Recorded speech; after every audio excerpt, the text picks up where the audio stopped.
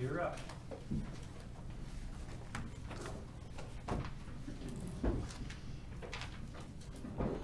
Mayor and Council, thank you. I appreciate the opportunity to give you a presentation about the Greenville Police Department and our budget request for the 2017-2018 year.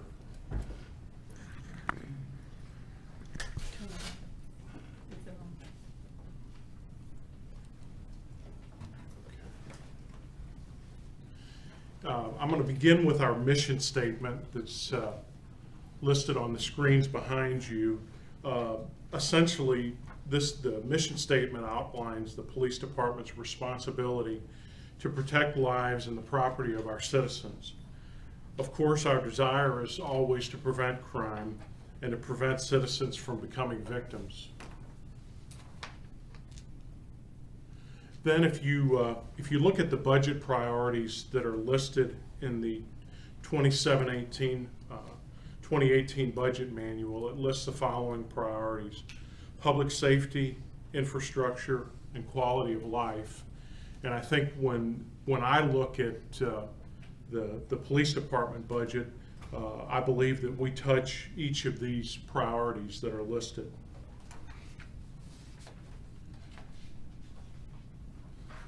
Next up, we've got a partial organizational chart for the Greenville Police Department. And you'll see directly under my position is Assistant Chief Scott Smith.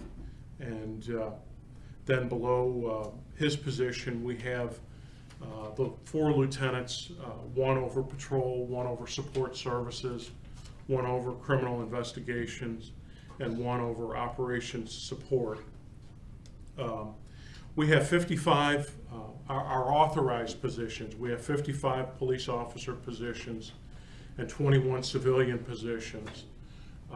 At the current time, we've got either 4 or 6 vacancies in our certified police officer positions, depending on how you look at those. We've got 2 employees that have job offers that we plan to have start the academy in August. So if everything goes smoothly with them, that'll eliminate 2 of our 6 vacancies. Then a little bit more about my division. Yes. Clarification for my notes. Is 55 the number you've actually got, and you've got 6 vacancies in addition, or is the 6 part of that 55? 6 is part of that 55, so it actually leaves us with 49. Yeah, okay, I was just trying to... Or 51, depending on how you look at those 2 people. Count that. I know, and it's you know, it's like hitting a moving target when you have openings in an organization like this, because you have to update it regularly.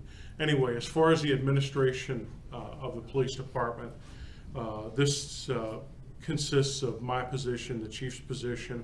We have an executive secretary, an administrative sergeant, and a crime analyst.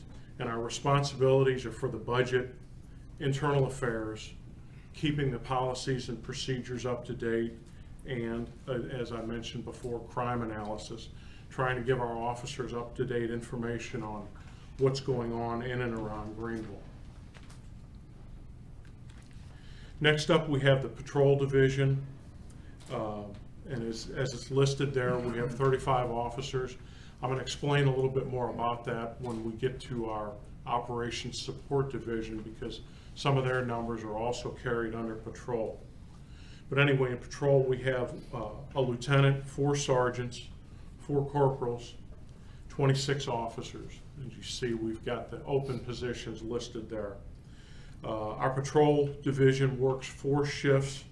These are 12-hour shifts, and currently our minimum is 4 officers and 1 supervisor, which is the minimum that we try to go out with. If for some reason we're under that minimum, we're going to call somebody in or hold somebody over to make sure that we've got, we can meet that minimum. Next up, we have Lieutenant Crawford's division, operations support. These officers are carried in the budget of the patrol division, so that's where some of the differences come in when you're looking at numbers. Operations support has 1 lieutenant, a vacant sergeant's position, 1 traffic officer, 1 warrant officer, and 1 crime prevention officer. And their duties include staffing for community events, traffic enforcement, crime prevention services, security in the courtroom and warrant service, community programs, and they also work hand in hand with our citizens on patrol or our cops volunteers.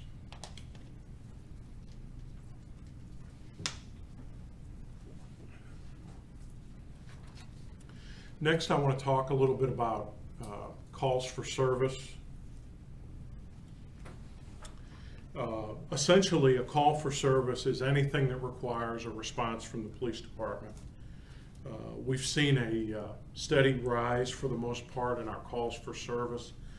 Since 2012, they were down just a little bit in 2015, but we had just under 25,000 calls for service in 2012, and in 2017 we're projecting right at 35,000 calls for service.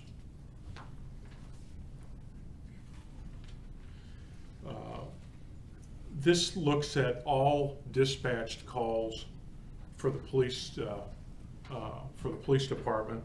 When I say all dispatched calls, it not only includes police, it includes fire, it includes animal control, and it includes any after-hours call out for the Public Works Department. Our dispatchers handle all of those. Then if we look at just police calls only, we're projecting a little over 35,000 calls for service in 2017, and we're able to do that because of the excellent records management system that we have.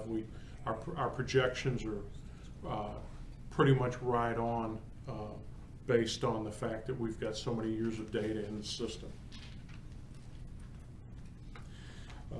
Some of you have seen this before, but I know Mr. Turner's new on the council, so I included this again just to show you how our city is broken down in our 4 patrol districts.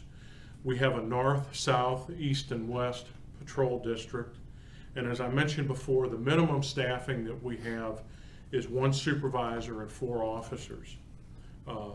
As I've mentioned previously, this has been our model, what we followed since the early 1990s, and you know, we've seen our published population increase a little over 4,100 since the early 1990s. That's based on Census Bureau statistics, as well as we've seen the Hunt County population increase almost 28,000 since the 1990s. And you know, I know the mayor's been quoted once or twice saying that he thinks that our population may be a little bit higher than what's publicized, and you know, I always want to mention that these are documented numbers that the Census Bureau is quoting to us, and we believe, based on the people that we deal with, we've got quite a few people that are not documented in our community and are not part of those census numbers,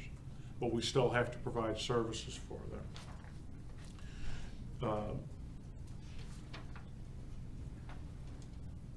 Next, I want to talk a little bit about our emergency response team.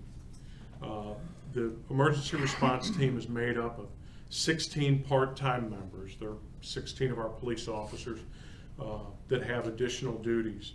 The emergency response team consists of 13 tactical officers and 3 crisis negotiators. And you can see in the photo on, or the 2 photos there on the bottom left, the robot that we bought in the last year and the throw phone that we bought in the last year. The throw phone cost us just under $25,000, and we used almost $10,000 in a JAG grant to purchase that, along with a little over $15,000 in seizure funds.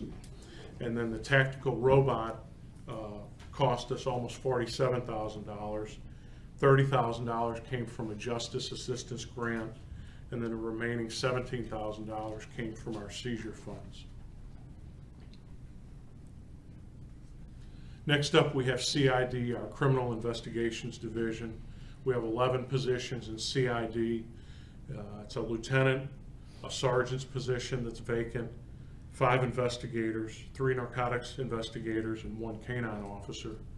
And they investigate, they handle arrest, search warrant preparation. They do our crime scene searches and diagrams.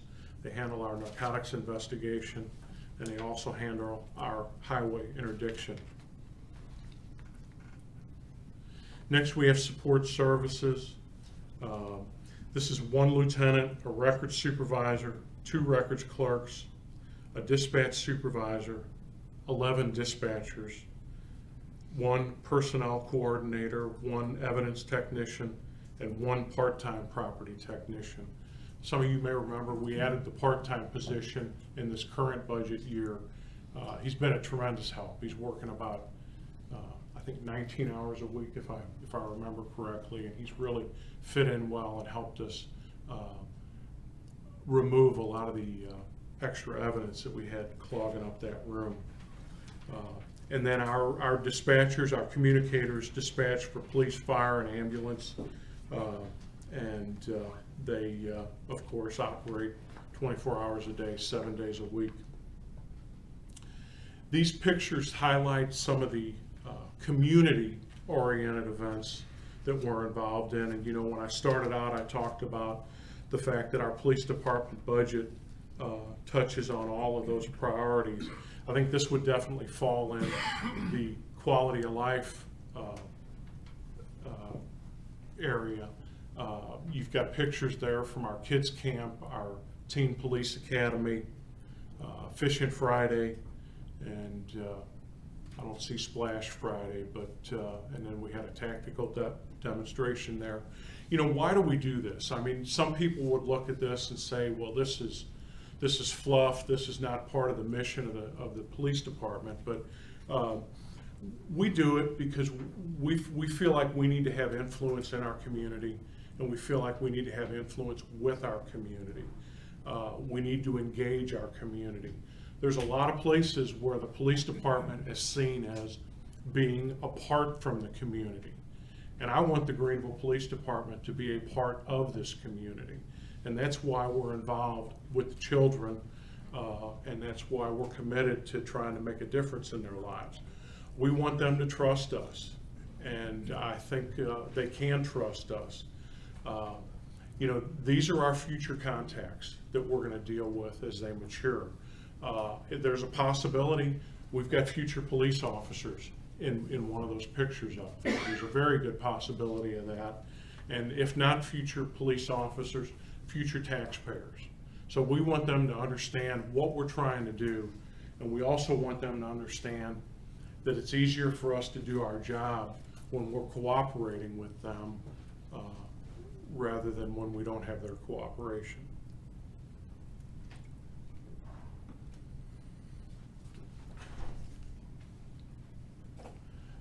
Next, I want to touch a little bit on uniform crime reports.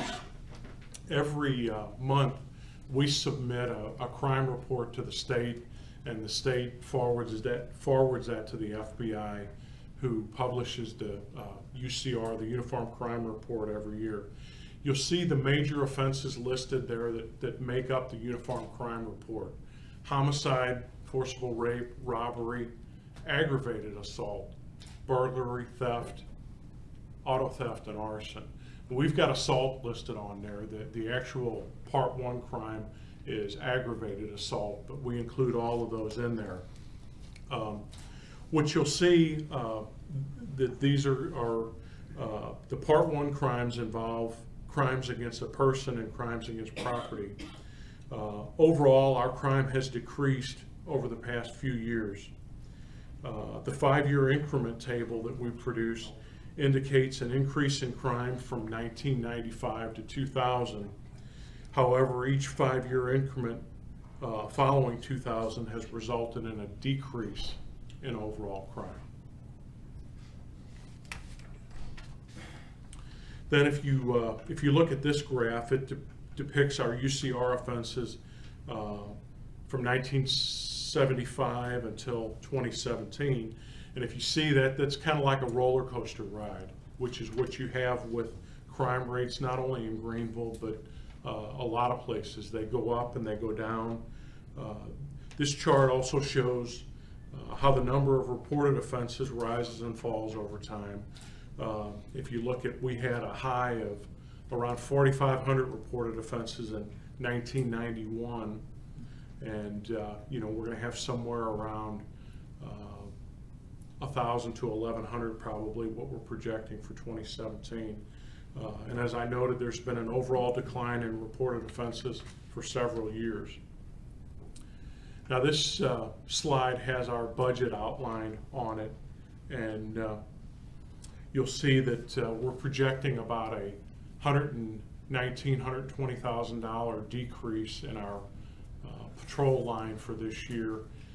The majority of that comes from the fact that the 2 SROs that were eliminated during this current budget year are not included any longer. CID has an increase of around $31,000. Operations support has an increase of around, support services has an increase of around $61,000. And then if you go down, the bottom line is we're asking for about $9,300 more in this budget than we did in the previous, or in the current budget that we're in right now. And then a little bit more about the budget, and some of you will remember this same slide from last year. 90% of our budget goes to salaries and benefits, with the remaining 10% that goes to support our operations.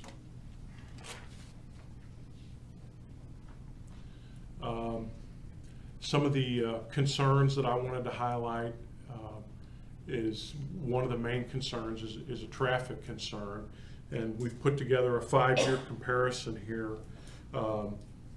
In 2016, we had a little over 1,300 accidents investigated.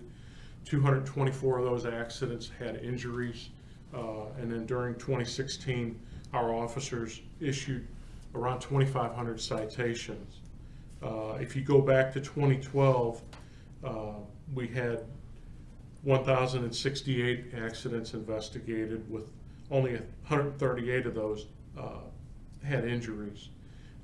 However, in 2012, we were able to issue around 3,300 citations. I believe there's a direct correlation between the increase in accidents and the decrease in the number of citations. And as I've highlighted before, I think it's a problem that's going to grow as our community continues to grow. I mean, if you put more ingredients into something, you're going to have a larger outcome, and that's what we're coming up with. Some of the other traffic concerns that we have to deal with are the red light violators, stop sign violators, distracted driving, and I think most of you have probably heard the state is trying to put a texting law into effect that we're going to be responsible for. And then occasionally we do still get the complaints about speeding on our residential streets that we try to monitor and deal with as they come up with. The next slide is just a graph that highlights the story I told you with the previous slide. And then the budget request that we've got, that we presented to the city manager. We've talked before about our aging radio system. We would like the city to consider a consultant to help us with the research that's going to go into replacing that system. I read a story about Rockwall and what they went into with their radio system. I think they initially went into it thinking they were going to have to spend about $10 million on a radio system, and that's not only Rockwall, but that's Rockwall and the other cities in that county. And after they hired a consultant, they were able to shave about 20% or $2 million off of that cost. One of the things that we found out since we last talked about that is there's a possibility that we could join with Rockwall and become a part of their system rather than kind of reinventing the wheel here. But again, we would like to work with a consultant to find out whether or not that's going to meet the needs that we have here in Greenville, or if we need to do our own radio system. The next item that we have on there is a restoration of a pay structure. In 2011, we restructured some things in the police department to try to fix some problems we had and try to prepare us for the future. One of the things we did to make that work was we took a salary step from our sergeants to use it to create a corporal's position. And that was done with the understanding that that would be put back in the budget, hopefully in the next budget year. And here we are 5 or 6 years later, and we have not been able to put that back in. So we're asking that that be addressed. We're asking for 3 more police vehicles to replace 3 of our aging vehicles. And it's not only the vehicles, but that's the equipment that goes inside them also. We've also asked for what's referred to as a traffic safety package. This is a message center, so we can let citizens know when we've got traffic concerns or road closures. We also are looking for a data collection box to help us when we have to collect traffic data about speeding, specifically in neighborhoods. There's also another message sign that's a part of this traffic safety package, as well as a handheld LiDAR radar, and the cost for that equipment is around $29,000. And then it's time to replace our laptop computers, and we started in this current budget year to replace our duty pistols, and we'd like another $20,000 to continue with that pistol replacement. And some of that money is recouped when we sell the pistols that are no longer going to be used. Then, as far as future budget requests and considerations, I'd like the council and the city manager to consider some additional police officers, and as I mentioned, our radio infrastructure. And again, the infrastructure is what I talked about at the beginning of the presentation, trying to touch on every one of the priorities that's been set for the city. And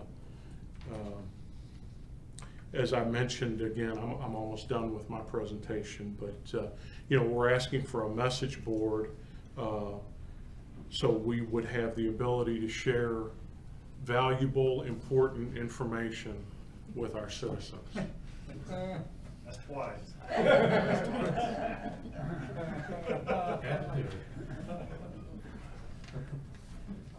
I had to do it, yes. So, any questions? I've got several. Okay. You said you had about $41,000 for the little robot that we bought. How often have we used that, or have you used it, and in what kind of situations? Well, what do you think? We've had it about 6 months now? Thereabouts. We've had it about 6 months, and we had to go through a lot of training with that. I mean, it is an active member of our tactical team. But you haven't had any situations. I mean, we bought it with the idea that it would help save lives. I don't want to put officers at risk. And I just wondered whether you've had the occasion where you had to do this. Well, I don't know that we've had to use it to save any lives yet. We are training with it, trying to learn how to use it. And I've seen some of the videos. The thing's got 2 or 3 cameras on it. 5 cameras on it. Also has infrared. Will, why don't you come up and talk about it a little bit, because Will Cole is our TAC commander, and he's the one that's got the most experience with it. Mayor, just to give you a little bit of history, I'm sure you're familiar with COG, and it was the vision of COG to provide in the COG district every SWAT team in their county contingencies with a robot for safety. It might be years and it may never happen. It's kind of like having an insurance policy That would be great. that it might save a life. But what it does offer us is the ability to go into a structure without having to risk our safety, to explore, and it has the ability to record.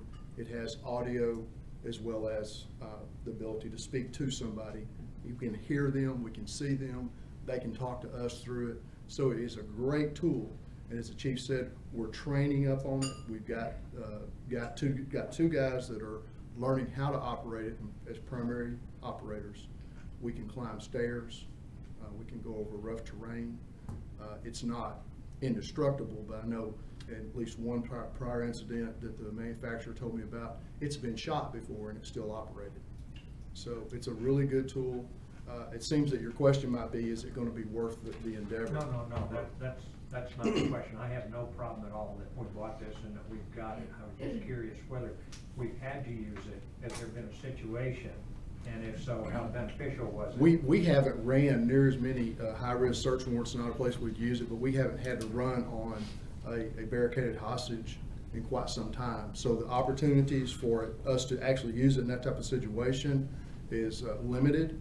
Now, I will tell you, if you'd like to come out and watch us use it, we're going to use it in our upcoming training event. August, we have a full-blown event with our negotiators. It's going to be at the high school. It'll start at 8 in the morning, run until sometime mid-afternoon, and we will use the robot there some. Well, we've seen reports of the situations where, like, when you're trying to shut down a drug house and you know it's hostile in there. I just wondered if you'd use this as a way to get through the door and No, sir. save some officers some risk in there.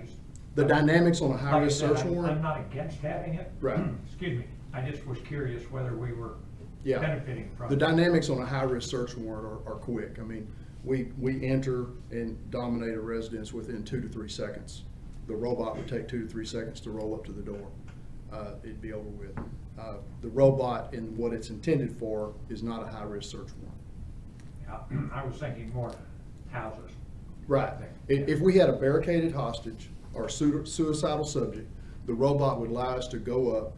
The guy's training and learn how to use it, could actually open a door if it's unlocked and roll inside with the operator at a safe place and go inside and look. It's got infrared, so if it's dark, it can see in the dark.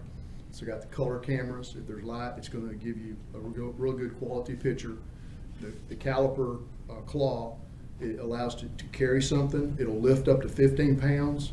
If we had a situation where we had a suspicious object, we could go and pick it up and move it if we had to. It'll actually drag more than the 15 pounds. So it's, like I say, it's a great tool and there's a lot of possibilities for its use. Okay, well, like I said, I'm not unhappy that we bought it. I was just curious whether we've saved anybody being in a hazardous situation. Yeah. Thank you. Yes, sir. On the 3 homicides, does that include the 3 people that were shot over at the Nissan? That is That's the three. 3. Right. Okay. The decrease in the number of citations that has occurred, I mean, you talk about the increase in accidents and you see more people running red lights and stop signs and speeding. Why hasn't there been an increase? Because in my mind, and I think I brought this up one other time, if we increased the citation and issued more and did a greater thing on the traffic control, that we would cut down on a number of accidents, because we all been dodging the guy that zips through the light or travels 3/4 of the block in the turn lane and things like this. Why is there a decrease there instead of enforcing the laws? I think one of the primary reasons is because the calls for service are up. The calls are getting, or the officers are getting directed to the calls for service that they have to respond to, and that limits their ability to write those tickets. I mean, there's only so many, there's so many hours in a shift, and if they're tied up or if they're working at a minimum, their time to do other things other than handle those calls for service is going to be Is there a way to limited. take part of the other staff maybe and say, okay, for the next month, these people are gonna go help enforce, and when people start seeing that the police are gonna enforce a lot of this, they're gonna cut back on it? And maybe it's just a shift of some of the current people you've got, and I don't mean to belittle anybody else, but maybe in operations or in your analysis program or something, say, okay, for this next month, we're gonna send 2, 3 extra people out. Is something like this been tried to, so that the message is out there, hey folks, obey the laws? Well, we've done that. We did a traffic initiative using overtime funds. I don't remember exactly when it was, but I mean, it was last year. And I mean, those officers were able to write tickets. But when you're down 4 or 6 officers, you're spending a lot of your overtime covering shifts and making ends meet with that. So, you know. I know, but it seemed to me that the time when traffic laws were most enforced is when we had the police officer on the motorcycle. And everybody saw him coming and they said, I better slow down or better not do this, because he was very diligent in enforcing them. Yeah. Well, I mean, the officer that we have enforcing those laws now is very diligent too. You know, but I think, you know, when I quote the numbers being up or down, and, you know, you're talking about Turrentine, who was on the motorcycle until he retired. You know, the numbers that we quoted when they were up here were not just Turrentine, they were Turrentine plus patrol officers. And now that they're down here, they're down a little bit because of the officer that we've got in it and the patrol officers. I mean, it's the same story, it's just different people involved. I'm just saying that when he was out there, people really saw that. I know there was other officers out there enforcing and writing tickets and stuff. Mhm. But just about everybody, you could talk to and say, yeah, I saw the motorcycle drive Right. over there. Be careful, because they knew he was gonna nail people. Right.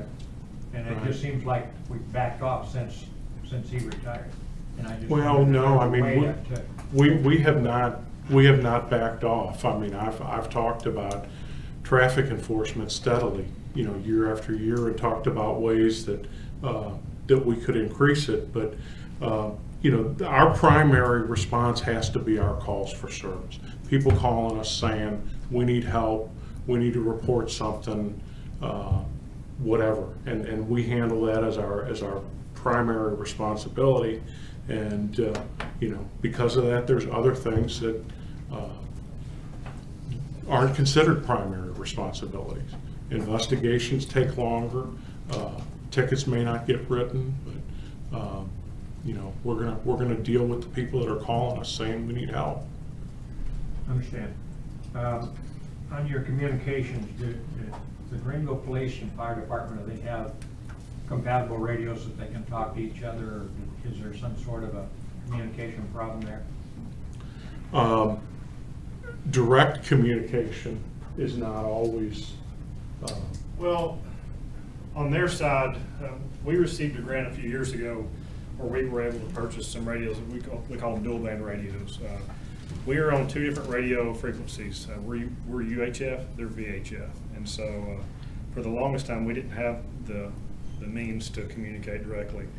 Now, I believe we can communicate with them on their channel, but they can't talk to us on our UHF channel. So it's kind of a one-sided affair there. Yeah, I mean, you can't switch between VHF and UHF with I the same can, radio. they can't.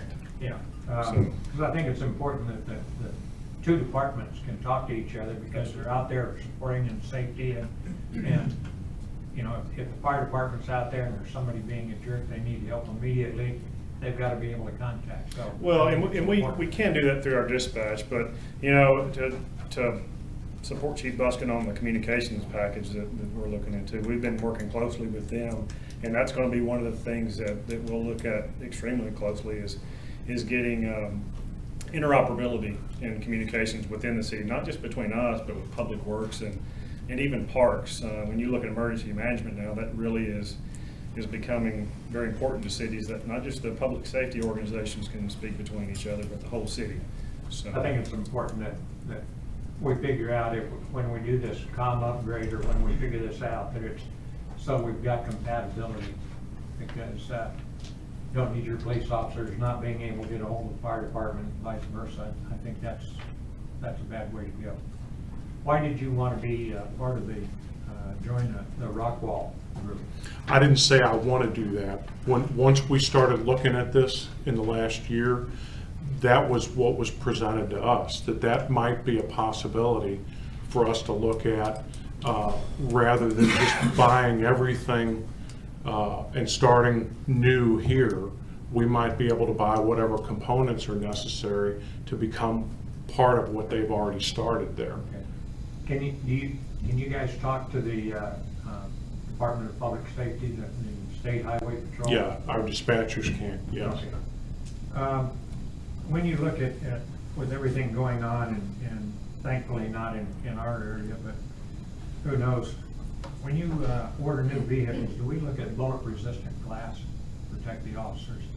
Has that been something that's been looked at or priced out? Or? I don't even know if that's an option at this point. It's not there. Lieutenant Rasco handles our vehicles. And There was something on the TV the other night where the one police officer, I think it was in New York, that somebody just walked up and shot her. Mhm. And they're replacing all of the windows in their vehicles with, I can't say bulletproof, but resistant. And I just wondered if that was something that we had when we fit out a Tahoe or whatever we do for the police department, whether we consider that, because I think I'd hate for somebody to be a sitting duck. It's not currently an option on any police vehicles. That would be an aftermarket thing, quite expensive probably. But the manufacturers don't offer that as an option. Well, okay. I think it would be worthwhile to find out whether the manufacturers are rethinking, because this is happening way too often. Yes, sir. I don't know if it's an option, I don't know. Well, that vehicle in New York was like a command post vehicle, which That was it, an SUV, wasn't it? no, I think it was more like an RV type vehicle that she was sitting in the front seat of. And I mean, it may be something that's easier to, retrofit and something like that, rather than the curved glass that you've got, a lot of our police windows vehicles. Okay, and the last thing I've got, and then I'll check around. Didn't we approve to replace the pistols last year? Partial I thought we replacement. had talked about replacing all of them last year. No, we only did 10 or 12, I think, in It's a this, staggered, maybe. yeah, this Staggered? budget year. Okay. All right. Jerry, you got anything? I imagine Fred's got some, and then I have Well, some volunteer. Okay. I appreciate it. I just don't have to go first. I wonder, back in 2012, do you know how many officers you had back then? Has there been an increase with grants, or we hired any? Now, we have 2 less officer.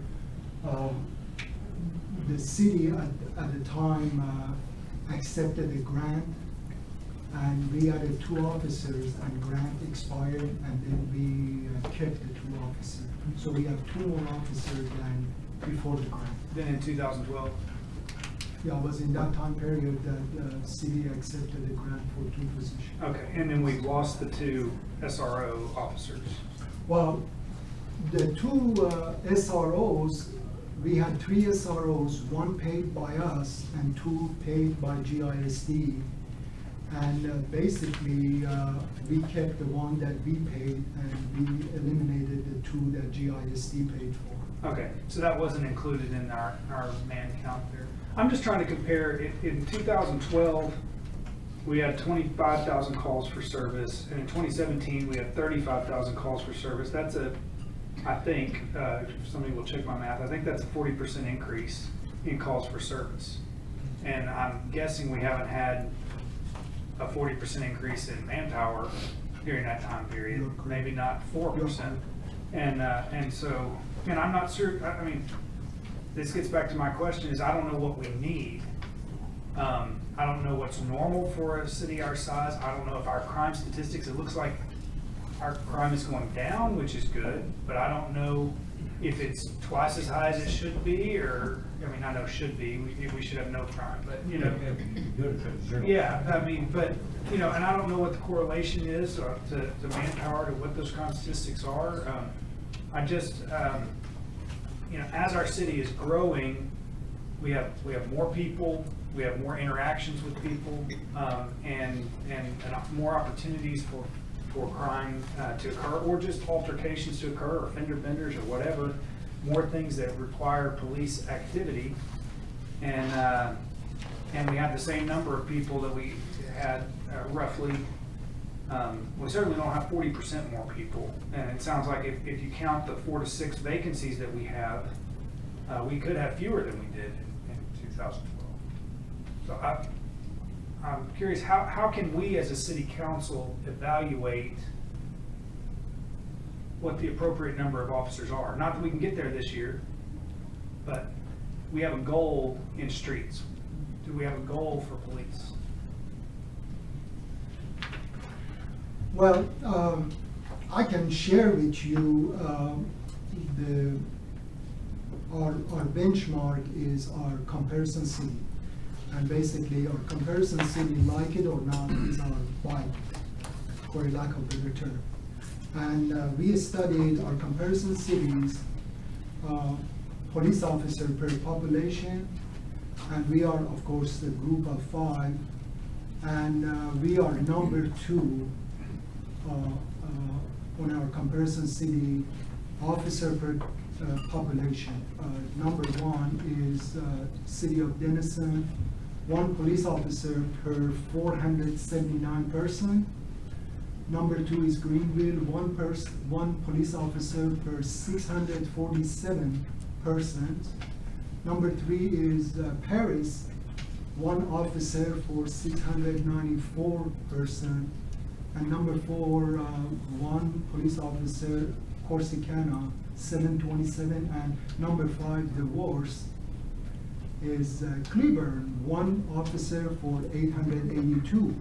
So I guess the city basically runs on a population. When we go to our comparison city, to city industry nationwide, are on population. When we apply for a grant, they ask for population. So whether or not we need to change our paradigm to something else, that's something for the city to decide. But right now, we are working like most of the cities in America on basis of population. That's the benchmark for everything we do. And as most of you know, the population are the people that pay property tax, and basically that's the bread and butter of the city government, your house and your property. So that's what we have right now on our comparison city. And we are number 2, and so there are 3 of our comparison city are worse than us, if we even go with population. Okay, and so that's 1 for every 647 persons. Yes. And do you, when you look at like our CID and our case closure rate, I mean, we have maybe fewer crimes, but we've had some violent crimes, things like that. I mean, I don't have a good sense of how long it takes to get a case from someone makes a complaint all the way through to, you know, an indictment or a conviction or whatever. What's our manpower look like there? Are we having cases that we can't, and I mean, I hate to talk about this in public forum, or really, but just, are we able to do the work that needs to be done to get from crime committed to crime prosecuted? Well, and I know what you're asking, and the answer to that is eventually we do. Each of our investigators has a caseload in the hundreds of cases. You know, some have more than others based on the amount of time that they've been in the Criminal Investigations Division. Now, I know Lieutenant Rasco does an excellent job of prioritizing those cases, but you know, some of them sit longer than others do, because if they've got leads that they can follow up on immediately, they're going to follow up on those immediately. Where other cases, you know, may not have any obvious leads for them to follow up on, so they're going to sit a while until they can come up with something. You know, I don't get a ton of calls from people that are complaining about the amount of time it takes for their investigation. I don't know if you get those, so you know, we're doing what we can with those. Okay. And then you said that we have 6 vacancies and 2 officers that are about to start academy. What about the other 4? Well, we're testing again in September. We've got a list. I don't know how many we still have on the list that we've, Very few. yeah, very few on the current list that we have. So, you know, it will take us several months to fill those 4 positions. The current list you're talking about are people that have previously taken the test. Taken the test and deemed qualified to interview and Is that- move through the Is process. that running down because they're going to other cities or they're? You know, when I got here 7 years ago, I didn't mean to interrupt. No, that's the question I wanted to ask. when I got here 7 years ago, we would have 90 to 100 people show up for our test. And I don't think we're getting anywhere near that now. And I think the fire department's going through the same thing. We just don't have as many people that are choosing law enforcement as a profession now. And the competition for qualified applicants is unreal. Is it the economy? When the economy is good, people move toward private sector jobs, and when it's not as good, they move. Well, and it's the evening news every night. Oh, I mean, yeah. there's hardly a night that goes by that police officers aren't on the news for whatever. And, you know, people don't want to make the sacrifices that it takes to put this uniform every day and wear this badge and wear this gun. And you know, and because of that, it's like anything that you buy for your house. When the supply of it goes down, the cost of it goes up.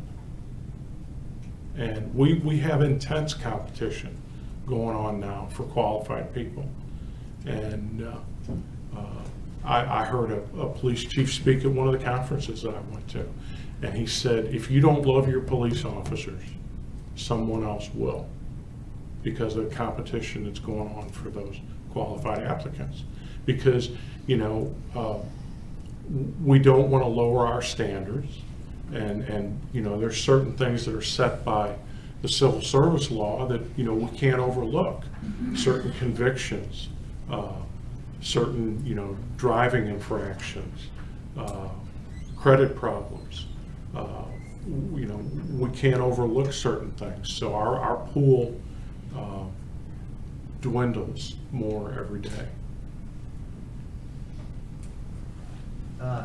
Chief, and my, Just a second. No, good, keep going. Are you, do you Yeah. have anything else? I might have some follow-up, but go ahead. just a quick thing, I get around quite a bit throughout the county in my other jobs. And I came across a little bit of information recently that McKinney's now opening up their hiring. I understand they've got 4 positions open. And I understand, some of your guys may be going over and looking for jobs. I've heard the So same. that Yeah, may be opening yeah. up some We have one that is in the process with Garland right now. We've got another one that is talking about DPS next year, and I've heard the same thing about 4 maybe going to McKinney. And I mean, that's what's going on. You know, you've got places that are west of here that are hiring 20 and 30 at a time. Yeah. And I've got officers that, you know, can make a left turn every day when they leave their house and come to Greenville, or they can make a right turn and go to one of those growing places to the west of us. That's competition that we're facing. What kinds of things, I mean, obviously money is something to look at, but what kinds of things can we do to recruit people maybe that are from here who are less likely to leave, and without lowering standards, but and what kind of things, what do we need to be doing to compare and figure out where we're not adequate in compensation or otherwise? Well, I mean, the first thing that we always have to be conscious of is the pay. That's what people are looking at. But they're also looking at the benefits too. They're looking at the retirement system. You know, we're at the best place that we can be with the retirement system now.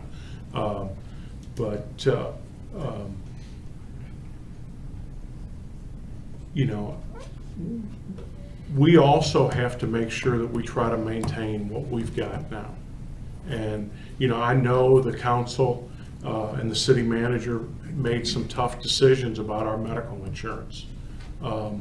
But that is something that's really got our people's attention and really got them talking about that, because, you know, they understand what's going on in the world and the world of benefits and everything. But, you know, they're also wondering what's next. You know, and I can appreciate their concern about that, because, you know, that's our livelihood. And you know, hopefully that's all we have to do. And we don't have to back off on any of our other benefits, because I'm telling you, this is intense competition. And, you know, we were talking this morning, we've all seen what's going on in Dallas, and the fact that officers are leaving there in droves. We don't have them coming here applying, and we've got jobs, and we've got a stable pension system. And, you know, I would have thought that we would have had more interest from them, but we haven't. So, yeah, well, I mean, I guess the next question is, where is a chart that shows our pay compared to those places that people are looking? Can I speak to that? Sure. I think we did a study, and Janice can come to the front if she wants to, but within our comparison city, we are averaging about 10% higher pay for our public safety than our comparison city. We did a study back in May, I believe, May of this year. for our fire department and police department within our comparison cities, and we are averaging about give or take 10% higher pay than our comparison. Higher than the cities. midpoint or higher than the top? Janice Higher than can midpoint. speak to that. Okay. So we're above average with our comparison cities. Yes. But my guess is we're not losing any officers to our comparison cities. No. Yeah. Kenny used to be Now I one of know our Chief comparison can speak cities to that. before it changed, I think, last year or maybe the year before. Do you think the change had something to do with why officers are not trying to come to Greenville? Do you, Masood? Sir? Do you think that the change in the comparison cities have something to do with officers not wanting to come to Greenville? You know, like Chief said, I read a published report a couple of months ago. City of Dallas, I know they have different problem, but they are 700 short. I don't know of any city either, like Chief said, about the overall mentality in the United States toward police officer or public safety. There is some issues, but Dallas has 700 people, 700 less officers that they need, and is now, I think maybe rich city like Frisco and Plano and Richardson, they don't have that problem. But we do have a good, like Chief said, we do have a good retirement, good health insurance, and we are a mobile society. I mean, people, like Chief said, people can live in Garland, come here work, or from Garland can go work in Frisco. So I don't know the real solution. Yeah, well, I just don't want to get to a point where I need a police officer and I'll call and the dispatcher says, I'm sorry, but we're 10% higher than our comparison cities. But there's nobody, you know, I mean, that's a, I'm using it as a ridiculous example, but that, you know, the people out there who need a police officer just need a police officer to show up. And so we're not there yet. We're not at a tragic point, but if we're down 6 right now and we have 2, new officers that may be online in 6 or 8 months, and we've got 4 that may leave here and 1 or 2 that may leave here, and then you're gonna have some inevitable retirements, and we're having a hard time filling those positions, I think it's something we need to look hard at, because, we can stand firm and say, well, we're paying as good as Paris is. Well, that doesn't matter to the people who live in violent neighborhoods or have a domestic abuse situation, and they need an officer to come up and help. Just to add something more to that, I'm not really sure what we need to do, but we've had the test notice listed for about a month now, and I can say I believe I've only gotten like 10 applicants already, and this week I haven't had any come in yet. And so that number that even when I first started, the first exam for police officers that I did, we had about 90 something in the class. The last time from the list they're working on now, or it should be exhausted, there was about 45. And even now, as I said, this posting has been up for some time, and we're not getting applicants in. We do plan to advertise again this weekend on Sunday's paper and all, and see where that take us. Do we advertise just in the Greenville area, or where all do you advertise for people that may want to come up and take a test? We advertise in Greenville. We send the local paper Rockwall and Longview all around this area, Okay. and to the academies also. We put it on our website also, All right. Facebook and social media. Brett, anything? I've taken up enough time for now. Jerry, you wanted to follow up?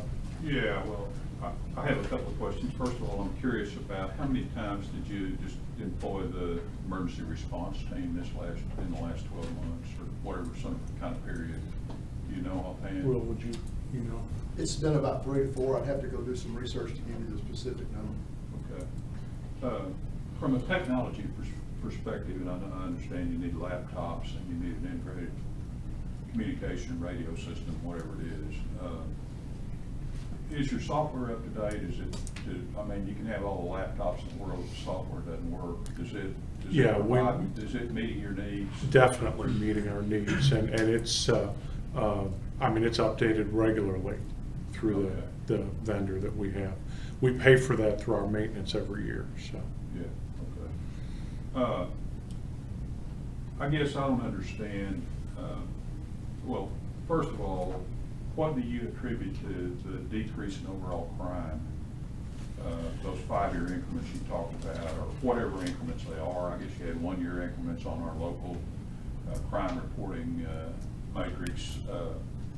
Why do you think that? Well, I understand. One example, let me give you one example. When I got here in 2010, and shortly after that, we put together a task force because we were getting, we had a tremendous amount of vehicle burglaries. And through talking with Lieutenant Cole and Chief Smith and Buddy Oxford at the time, we knew that those vehicle burglaries were driven by the drug trade. So we put a task force together and we tracked down some of the thefts that were occurring. And we ended up, indicting 20-something people. That indictment included about 35 people, resulting in about 120 total indictments between the 35 people. It was the largest indictment in Hunt County history. And we indicted them as organized crime. And I think they, overall, they pled to over 230 years in jail. So some of them may still be in jail. And that's how you bring crime down. You put people in jail or you displace them. And his crew has put a lot of people in jail that needed to be there. And, that's why the crime is down. Things like United Housing, there was a lot of crime there that we're maybe dealing with some of that in other places now, but some of those people have moved. And So The force has stayed roughly the same in terms of numbers, yet, I guess, through management, you're saying better management of resources and that sort of thing has resulted in this reduction in the crime rate? I think I guess that's, you that- could say that about yourself. well, and I mean, I don't want to say that about myself. No, I I want know. to say it about my team. I've got a No, really I know. good team Okay. here. Um, I see, from time to time, I see your guys reminding panhandlers that they shouldn't be panhandling, and you have been enforcing that ordinance. How's that going? I mean, it seems like there's definitely a decrease. Oh, there's definitely a decrease of people that are here I guess doing you're that. just reminding them that it's not all about not arresting anybody or anything like that. No, but I think we have warned people that there's an ordinance here. Seems to be working very well. And let 'em know, right. You mentioned traffic, the traffic safety package. I mean, I suppose maybe I didn't understand, but when you look at traffic, I'm sure you're aware there are traffic apps. I have a couple on my phone where you're going from here to Rockwall and you can see where all the delays are. That's really, I understand that's not really what you're talking about. No, we're looking at more of the equipment. Aerobic is an example. I think you took complaints from citizens about speeding on aerobic. You know, we can sit an officer there to monitor that and burn up a lot of his time. Right. Or we can buy this device Okay. that we put on a pole that will tell us when we need to be there enforcing that speed limit. And you mentioned how much is that device? Well, the whole package is around $29,000, and it's 4 different pieces of equipment. One of them is that sign behind you. Can we go back to that slide he's talking about? Let me try here. It was there one. Yeah, that one, that one, no, I'm that sorry. one, right there. Yeah. Let me go to my notes here. Can anybody tell me what page that is? I can't read it. 22. Do you want me to say something about it? Chief Yeah, Lieutenant CJ. Crawford's on it. Okay, so the traffic package consists of 4 things. One, we already have that we use regularly, and that's the LiDAR handheld radar, which allows us to actually get out of the vehicle. One of the places that's proved most useful is if you've ever driven on Oak Ridge Drive or Oak Creek, and you get in there and there's absolutely nowhere to set a vehicle. So an officer can pull off the road, then stand outside the car and get speeders coming and going. It's also a great help in investigating accidents because the LiDAR has the ability to measure distances. So if he's trying to find out, like how far skid marks went or how far I am to the next intersection, he can do that with a great deal of precision with a LiDAR. The 2 major pieces of equipment that we're asking to add, one of them is the one you saw in the picture, the sign. It's an electronic sign, but it has built into it also a radar unit. And that radar unit also has some data collection capabilities in it.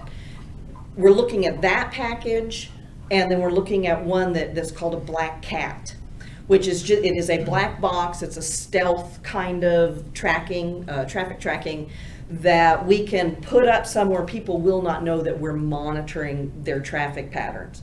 What we found out is that when we put the one out that has the big sign attached, we get an immediate change in people's driving. They'll see it, it'll flash a warning at them. We used it to great effect with the complaints that we were having on Templeton with the people doing the high speeding. But it also doesn't give you an accurate idea of how they were driving before. Sometimes we'll get a complaint and they'll say, oh, they speed through here 60 miles an hour every time they go down the road. Well, you're not really going to get an accurate estimation of that because the minute people see the sign and it starts flashing at them, they change their traffic pattern. So what we did was we put that out on Templeton and we got an immediate abatement of the problem because they would see it, and we put a little thing on there just telling them your ticket's in the mail. And so, and which, is fine with us if they believe that. And they stopped doing it. And then we took that away, and both of these are on loan to us right now to test them. We took that device away, and then we came back unbeknownst to anybody in the neighborhood, and we put the black cat up. And we left it up for 7 days over a weekend. And then we took that down and we ran it through. It comes with both of them come with their own data analysis packages. And the black cat showed us that we had completely changed their driving habits. Nobody in that 7-day period actually exceeded the speed limit by more than 10 miles an hour. So it was a big change. We've used it in an area, we used it on Webb Street after we had the pedestrian traffic accident. Excuse me. Sorry, I got the hiccups. After we had a pedestrian traffic accident, and we found that we had some significantly high speeds on Webb. Well, the really great thing about the traffic package is that it will program for you the very best time to go out and do enforcement. And what the chief mentioned that was going on aerobic is we have one dedicated traffic officer.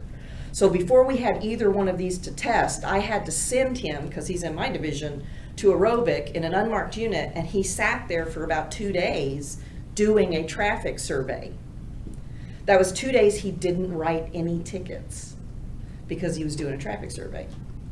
And so if we can keep him on the road doing enforcement and use the electronic devices that not only gather the information, but then will map it for us and tell us your highest speeds are from 6 to 7 a.m. going toward the north, then we know to put them out there between 6 to 7 a.m. and get some effect. So the only thing we want to add to that is one more portable electronic sign. And that will benefit us not only in traffic, but when we have large events. We deployed the portable sign that we're using right now that we're testing when we had Dallas Racing come. We used that and the temporary no parking signs, which we had not used in the past, and it was perfect. We didn't have a single vehicle inside our race route, and we didn't have a single truck come down and get bogged down in the race route because we put the sign up by the interstate and they had plenty of time to turn around. So it's kind of a 5-pronged, with one of those prongs being the no parking signs. And we've lumped it all together as a package because while one will work standalone, working together, we cover everything. And they do other things. Masood is always trying to get us to be more efficient and not, use manpower, and that's what we're trying to do with I this. had one more question. With regard to, I'll just take the example, traffic tickets. I'm trying to put myself in the position of some of your people who are writing tickets. How do you feel about the way those are adjudicated? Do you think they're being, the outcomes are what they should be? I guess if I wrote traffic ticket, and it wasn't enforced, essentially adjudicated, then I might get tired of doing that at some point in time. I mean, I haven't heard any complaints. Have you heard anything from the No, people? the city court is quite fair, and they work with us. There's not a lot of tickets being dismissed unless they probably should be, or unless they're working with somebody young, to give them a break. And the only other thing, I think there was an article in the, you guys are apparently doing a pretty good job, or a great job, because I'm sure many of you saw this article in the newspaper that was published, I guess in June. I think I missed the article, but where Greenville was judged to be the 16th best place to work for first responders in the country. And that included, I think, 835 cities nationwide. So I think you and all of you are be commended for that. And I'd like to submit that to the record if I can. Anything else? Jerry, anything else? No, I'm sorry. Jamie? Thank you. Chief, question, do you ever have an applicant come in, I just thought of this a minute ago, and you know in your heart that you really think this guy or lady would be a fantastic addition to the police force, and yet they can't pass the test? And we're talking, again, with civil service is the test you're referring to, right? Right. Is there, do you have that happen? I'm sure it does happen. I can't, nobody comes to mind right now because, I mean, when we talk about civil service, we're talking about a written test what we're talking about, agility tests, physical requirements, you know, record checks and things like that. So, yeah, I'm trying to think if there's been anybody that hasn't been able to make it through our system, and nobody specifically is coming to mind. Well, I've had that trouble with hiring teachers this last year. Yeah. Again, I've got two in mind I would love to have hired, and I couldn't get them certified. I just wondered if that was an issue, as far as people that you just love to see in there. Well, I'll give you another example. I did get an email recently from a Dallas officer who is contemplating retirement, and he was interested in learning more about Greenville. The problem is he's 48 years old, and civil service has a cutoff of is it 44 or 45?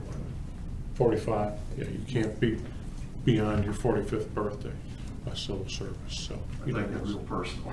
Yeah. Well, I just wondered, I've had the same issue. It's been a problem at times sometimes when it's real tense. People freeze up sometimes. On the budget numbers you put up, that does include those open positions that we still need to fill, right? Yes. So you've got, yes. it's got those included. The crime reporting that decline, do you feel like that is due to reporting changes? Or do you feel like those numbers are accurate compared to? No, I mean, they're as accurate as they can be, and they're probably even more accurate now because everything's computerized. I mean, if we put in burglary, it records a burglary. And I think it takes a monumental act to change any of that, so.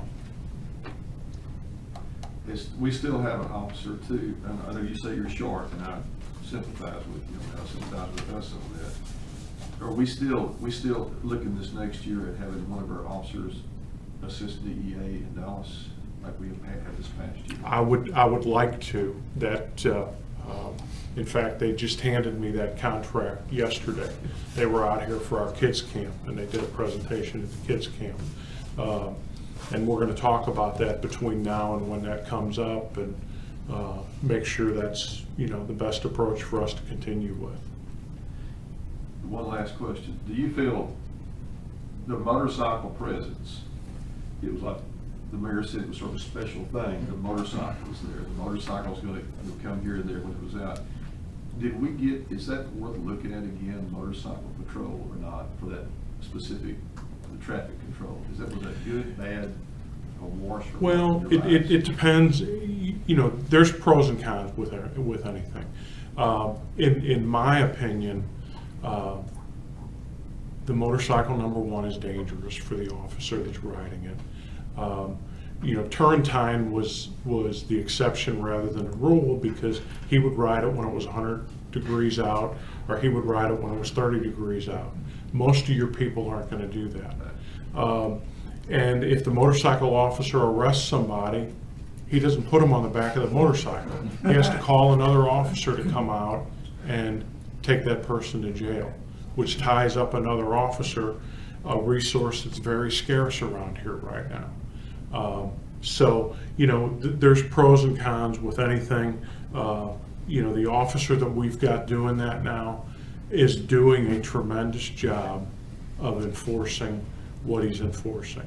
And you just don't see him up and down Wesley all day long, because he's operating in other places.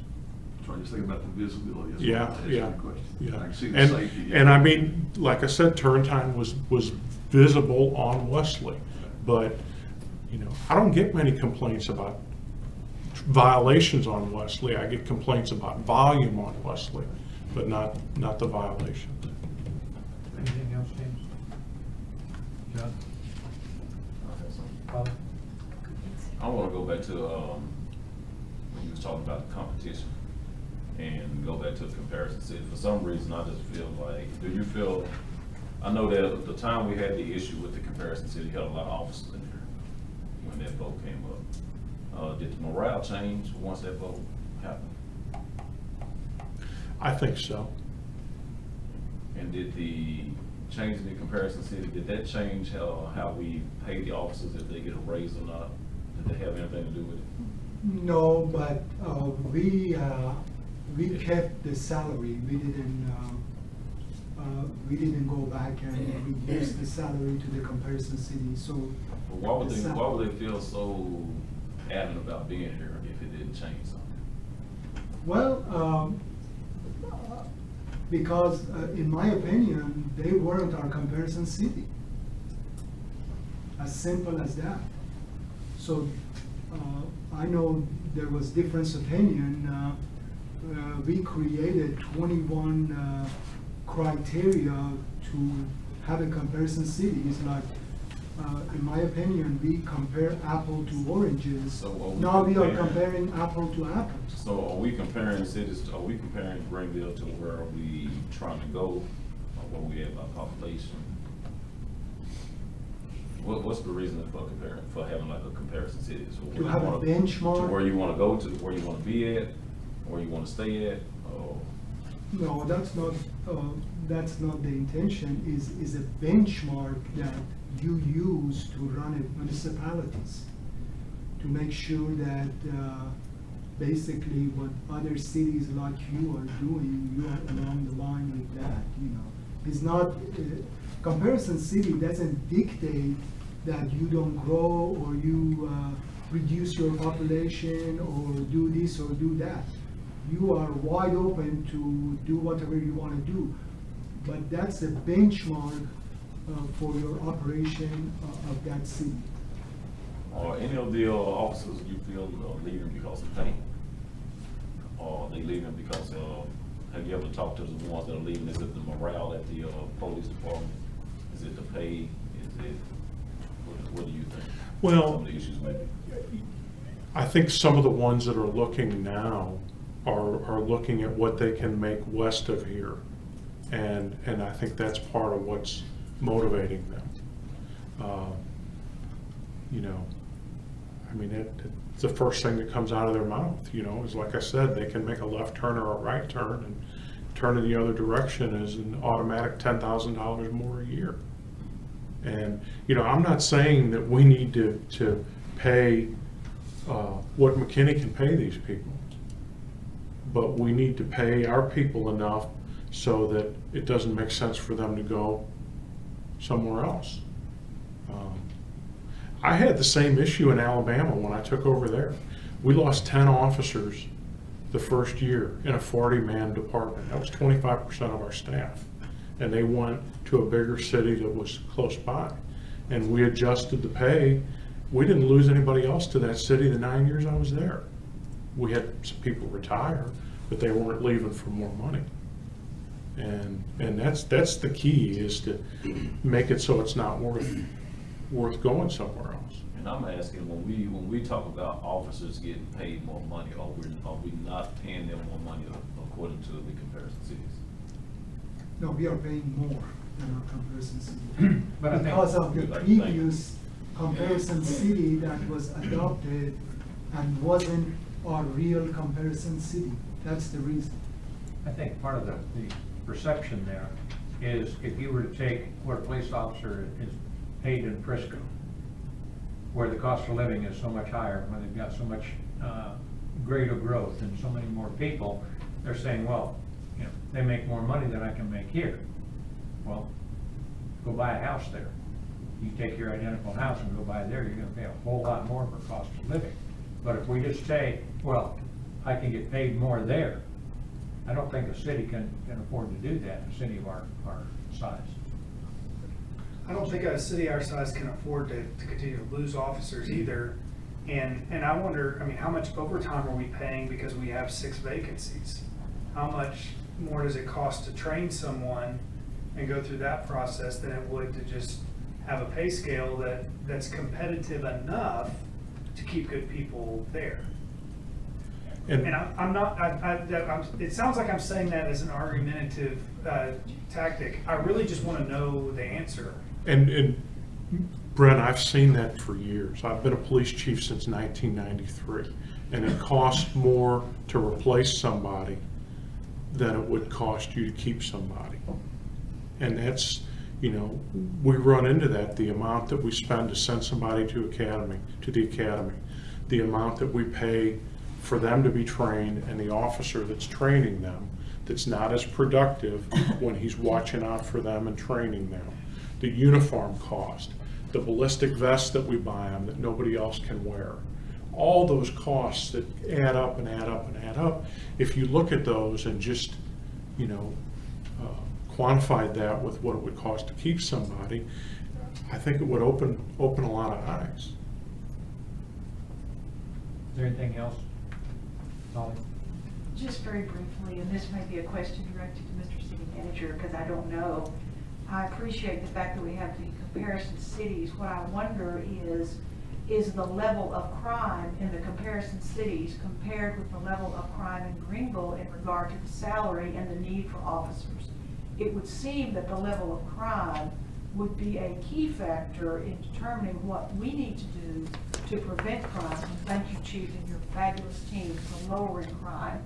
I read in 2014, and I don't know if you've already posted this, but in 2014, you may know this, there were 6 murders here, 27 rapes, 44 robberies, 66 assaults, 231 burglaries, 926 thefts, 56 vandalization there it is, okay, never mind. Excellent, okay, so it is there, you did post it. So, do we take into consideration the level of crime when hiring officers and their pay, instead of a comparison city that might have comparable population and a comparable tax basis? Well, to answer that, basically, you are referring to per capita income. Either yes or no? Yes, because, Okay, that's all I well, need to know. no, yes, but the demographic or per capita income and household is directly associated with that.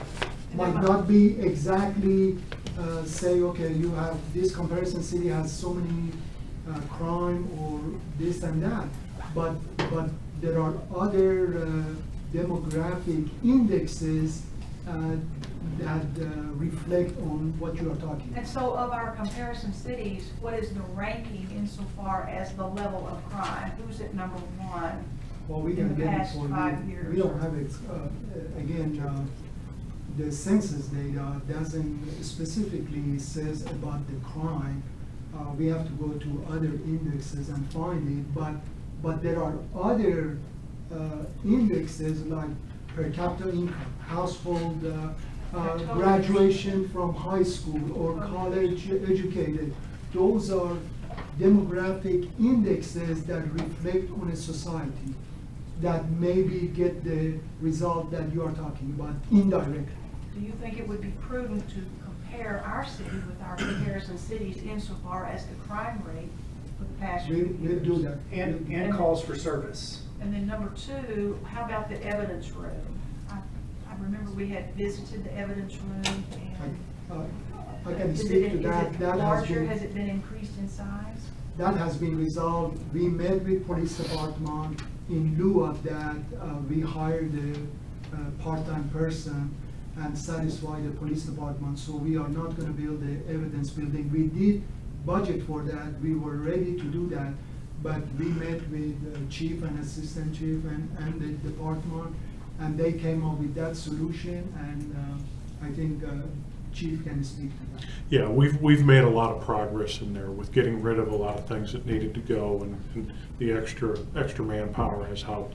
And I apologize, in previous years, I did compare us with some of the other comparison cities, and that got past me this year. The only one thing that I want to talk about with manpower, and Mayor, I'm sorry, I'm a little bit over on my time here, but and I always put this in my presentations too, this officer, number of police officers per 1,000. For years, that's what we looked at, trying to figure out, how many officers does Greenville have per 1,000 versus Dallas? And, we were always at around 2.4, where a bigger city like Dallas had like 3.5 officers per 1,000. Well, anyway, the research that we're seeing now from the International Association of Chiefs of Police says that ratios such as officers per 1,000 population are totally inappropriate as a basis for staffing decisions, because there's so many other things that have to be taken into consideration. You know, how many days off do our officers get versus other places? Do we have more vacation time or less vacation time? Do we have more sick time because we've got more older officers than younger officers? What kind of response do our citizens require? You know, some cities, they're fine if it takes 10 minutes for an officer to get there. But if my guys were taking 10 minutes to get there, I'd be hearing about it. So there's other factors that have to come into play. We've done some studies on that.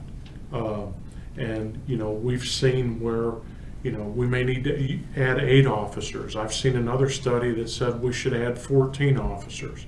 And I told my staff, there's no way I'm going to my city manager and my council asking for 14 officers. I just don't think that that's feasible or reasonable. But I think there is a need for some more, and I've discussed that with the city manager. Okay, Chief, thank you very much. I think the police department are doing a great job. I'm glad to see these kind of stats, and I hope you can work. I realize these are projections. Some of it's based on real-time data, but some's based on projections. I really hope that the numbers that were up there are fulfilled. Thank you very much. Okay, next is Chief Powell with the Greenville Fire Department.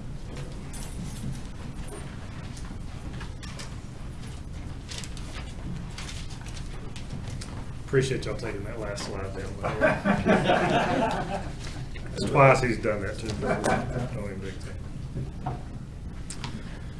Good afternoon, Mayor, council members. Thanks for the opportunity to come before you today. What I'm going to bring before you is a brief summary of how the Greenville Fire Department is structured, a description of our services that we provide, along with a snapshot of the budget for the 2017-2018.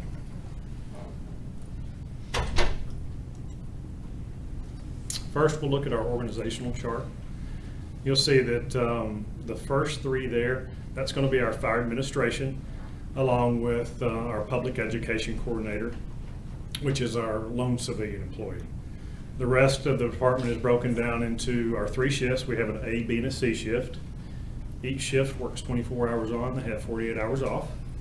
And each shift has its own battalion chief that is responsible for that shift, and 4 captains. The captains are responsible for their stations. 4 engineers and 7 firefighters at each station. Some of the services that we provide, obviously, everybody's going to be familiar with fire suppression and prevention. But as we go through this, you'll see that you know, that's a very small percentage of what we do. We're much more than just a fire department. So much so that you know, in our name now, we don't just say the Greenville Fire Department, it's the Greenville Fire Rescue, and the rescue kind of encompasses most everything else. The second thing you'll see is emergency medical first response. And what that is a lot of your fire departments will run not only fire, but they'll do EMS. The ambulance will be a part of the city. We don't do that, but what we do is we run with the ambulance here, which is funded through the hospital district. Now, those calls, as you're going to see later, make up just north of 80% of our calls. So we run a ton of EMS calls, and a lot of those EMS calls are motor vehicle accidents as well. So that just further drives home the point that it's just not about fire. A lot of the services that we do are EMS calls. Now, I will say that we receive roughly about $20,000 a year from the hospital district to help subsidize that effort as well. So it's not just on our back to run EMS first response. Next, you'll see technical rescue. And when we discuss technical rescue, that's several things. We talk about high angle, low angle rescue. That's your kind of rope rescue. We also provide trench rescue, confined space rescue, and swift water rescue. And so each one of those disciplines, you're looking roughly at about a week's worth of training just to get the guys at an awareness level, and then an additional week's training to get them to the technician level. And then that just gets them started down that road. And so you further develop them throughout their career. So there's a ton of training that goes in to each one of those specific disciplines that we have to provide. That kind of goes back to you hate to lose an employee. You've got somebody here 8 to 10 years that you put through all those classes, all that training. That's a huge hit to have to start over with somebody. Next, we have a hazardous materials team. About 6 years ago, the county had a trailer that they acquired through a Homeland Security grant that they didn't want anymore. And so when FSTI came to town, they were looking for somebody that could help them out. And so kind of through a three-way partnership, we took over that equipment, got some money from FSTI, and trained some of our guys to the hazmat tech level. We are currently a Type 3 team, which is the lowest team in the FEMA rating, but it still gives us some specialty equipment to be able to respond to most everything we've got. We're not going to be, if we had a hazmat derailment out here, obviously we're not equipped to that. We're going to evacuate. You're going to have to call in the people with the trained service to do that, and they're more equipped to do that.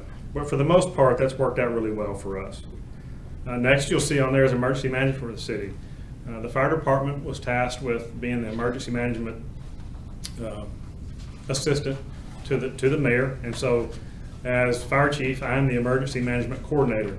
I will say this is an area that I've been very interested in and looking at strengthening for the city, not only for just us as a city and how we're prepared to respond to natural disasters or even industry disasters, but also what I'm looking at is partnering out with our local business leaders, our target industries, and making sure that they're more prepared with some of the things that may happen with them, with natural disasters, and maybe we can get them back on their feet faster, because that's really what emergency management is about.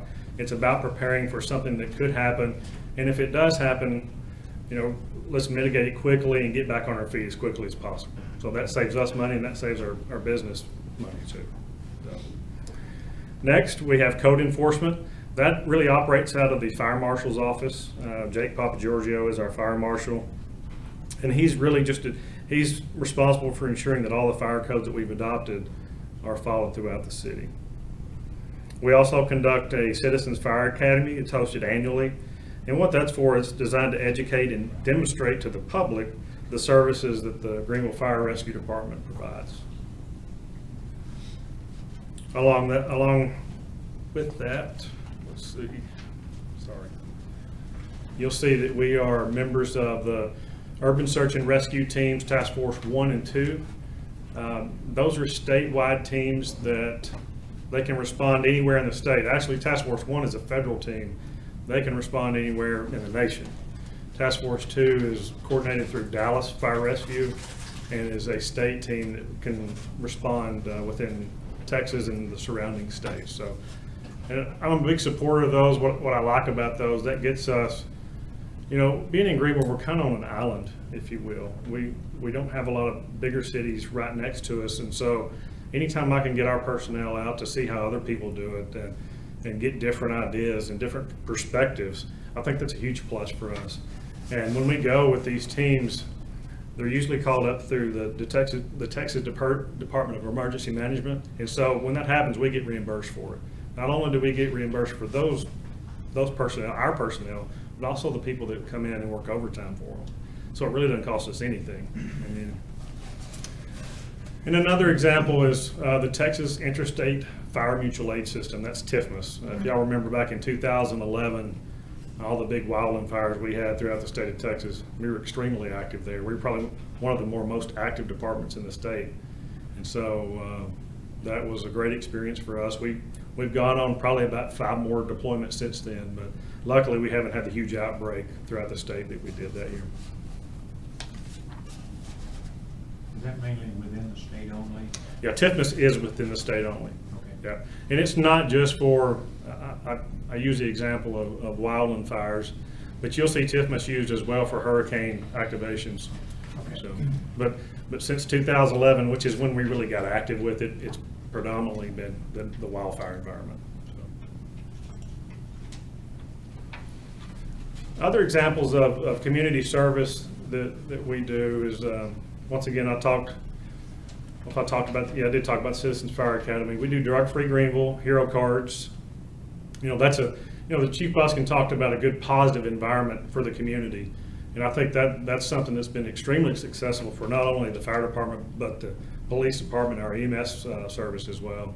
You know, that's a big event. If you've never been, I think you should try to attend that next time, because the kids really, they get into that. And so it gives us some time when we're not in an emergency environment to interact one-on-one with those individuals. We also participate in the Texas Juvenile Fire Setter Intervention Program. And that really, that's a program that's designed to identify juveniles that have a tendency to set fires, and not only educate the juvenile, but the parents as well. You know, it's a supportive environment that our fire prevention office really, when they have someone that comes in or is identified, they're really aggressive in getting to that juvenile and educating them on why it's not good to set fires. And so it's been very successful for us. Another great program that we started, I think 2 years ago, is the residential smoke detector program.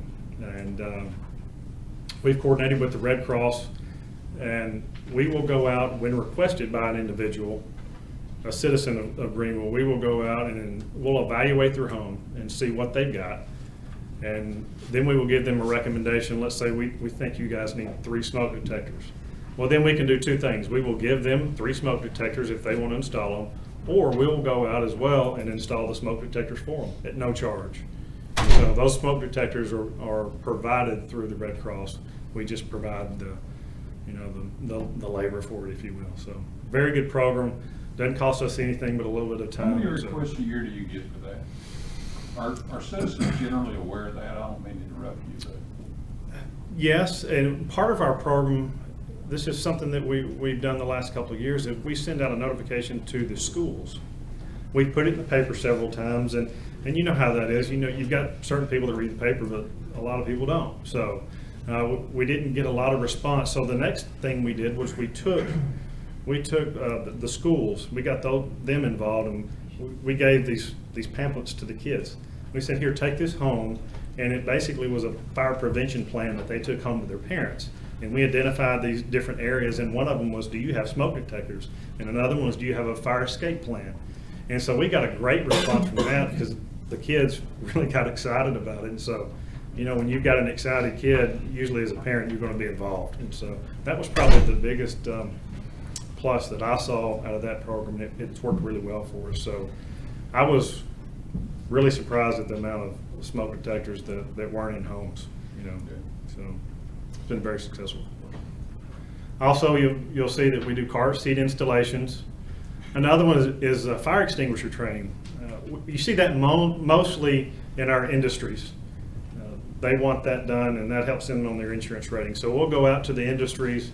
This is done also through the fire marshal's office, and we will conduct over several days usually how to properly pick out a fire extinguisher and how to use it. And that's usually with a live fire. It's a small fire, but you know, it's one of those things until you talk about it, but you really need to have your hands on it one time before you actually need it. And so that's another great program that we offer. And probably one of our newest programs that you'll see there is CPR for our citizens and employees. I've pushed that out several times, and I think I've bugged everybody within the city until they're probably mad at me. But at the end of the day, we've certified most of the people within the city to how to properly use an AED, an automatic external defibrillator, and how to do CPR. And so, you know, I think if you save one life out of all those people that we've trained, obviously that's enough for me. And I think once everybody got in there, they really enjoyed the training. And so the next step with us is getting that out to all the citizens of Greenville, and not only just the citizens, but our businesses as well. Next slide here is looking at our calls for service, and this reflects the last 3 years. You'll notice that our fires have remained relatively flat. However, our EMS and rescue calls, and that includes motor vehicle accidents, they rise substantially every year. And you can keep backing that up for the last 6 years, and you're going to see the same steady trend. And we talk about citizens and how many people we have in the city of Greenville. and that may be our citizenship, but I think all of you realize as well, we've got a lot of people that come into Greenville that aren't necessarily citizens on a daily basis. And so I think that has a lot to do with why some of the numbers you see are, even though our citizens count may not be going up, we're still having a substantial increase in calls.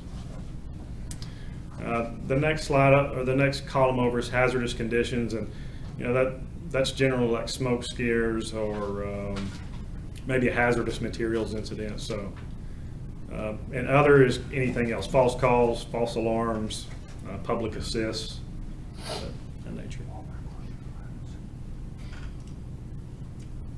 Next, we'll dive off into the budget just a little bit. You'll notice in personnel, obviously, that's going to be the same thing with police. That's roughly 90% of our costs. And so anytime we have to cut budgets, it's very challenging for us. And so fortunately enough, we haven't had any big hits the last few years on the operations side. Our personnel costs, we have an increase this year, but it directly reflects the costs that we've seen in our pension that we've had to increase. So.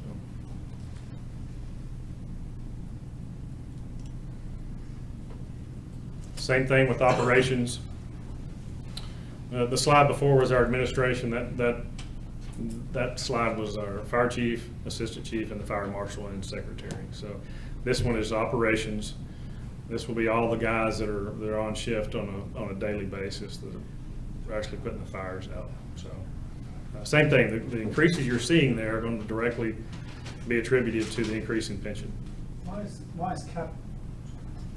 Why is capital so low there? I mean, does this not include? No, that's departmental capital. It's separated out. So it's not like your fire trucks or your fire stations.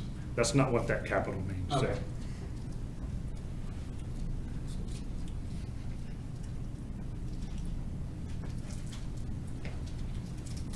Fire prevention, same story here.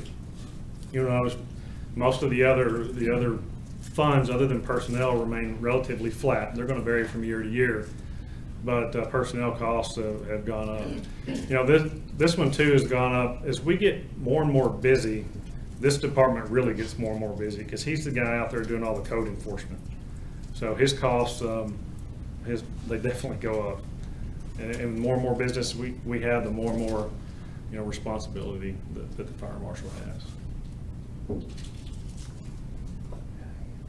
Emergency management.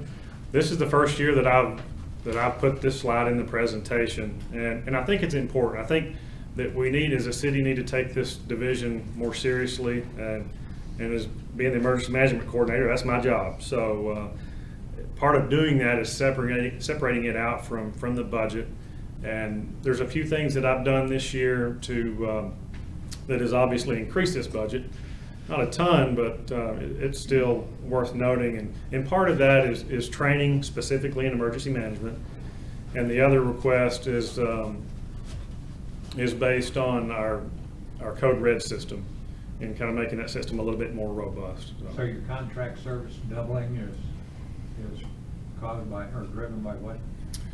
Contract services mainly is, I think that's our phone costs. The repair and maintenance is going to be where my Code Red is.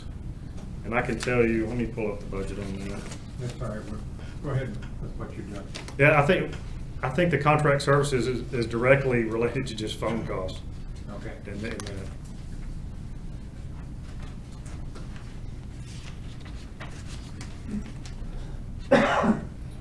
Talking about a couple of capital purchases that we made this year, as most of you remember, we were able to secure a grant through FEMA for our self-contained breathing apparatus. That's the apparatus we wear, when we go into a fire or have a hazmat incident. So, that's a $300,000 purchase that was largely offset by grants. So that was a plus, and we needed those. Those were over 15 years old, and so everything came together very nicely on that. And secondly, the other big purchase that we had was Fire Station number 1. That's nearing completion as we speak, and that's a picture of it. And another one that I didn't put in here, but it was kind of a pass-through item, was the Rescue 4, our rescue truck that that got wrecked. But, you know, that didn't come out of our budget, so. Capital request for 2017, 2018. We're going to replace our 1993 Spartan fire engine. And that is going to be funded through the sinking fund that's we've been putting away $150,000 a year.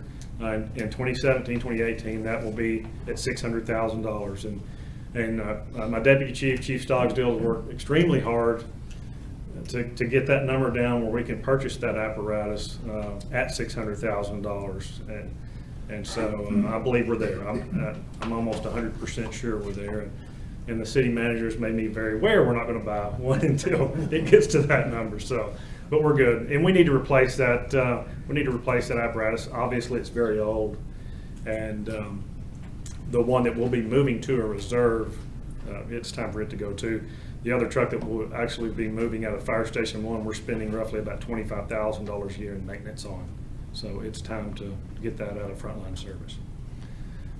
Another replacement that I was asking for is the replacement of the brush truck at Station 1. It's a 1995 at a cost of roughly $110,000. And that's when I say brush truck, that's what we use to fight wildland fires with. We have two of those, one at Fire Station 4 and one at Fire Station 1. Another one is to replace the fire marshal vehicle at $39,000. Currently, he's in a Ford Ranger. He's really outgrown that, and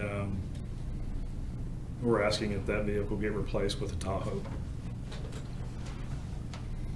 The next one here is the mobile repeater system, and this kind of goes back to our radio system. We have trouble getting out of structures. When I say getting out of structures, our handheld radios reaching the repeater system and being able to talk to dispatch.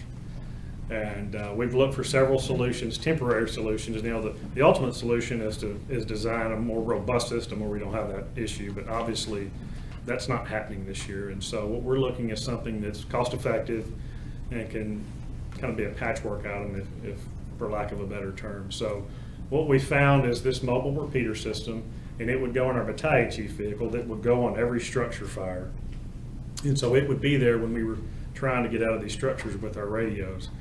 And so what it enables us to do, instead of the radio signal having to travel from inside a house or a structure all the way across town, it can go from inside the house to the vehicle sitting outside the house. Then that signal is boosted to the repeater that's on the other side of town, if you will. And so that's kind of how that works. And you know, the next step, as I told the city manager, is going to a voting system, which, you know, if you went into a voting system, you're looking at several $100,000, and I just don't think we should do that right now, because we're looking at designing a more robust system. So this is the most cost-effective approach, in my opinion. Next, traffic control devices for downtown.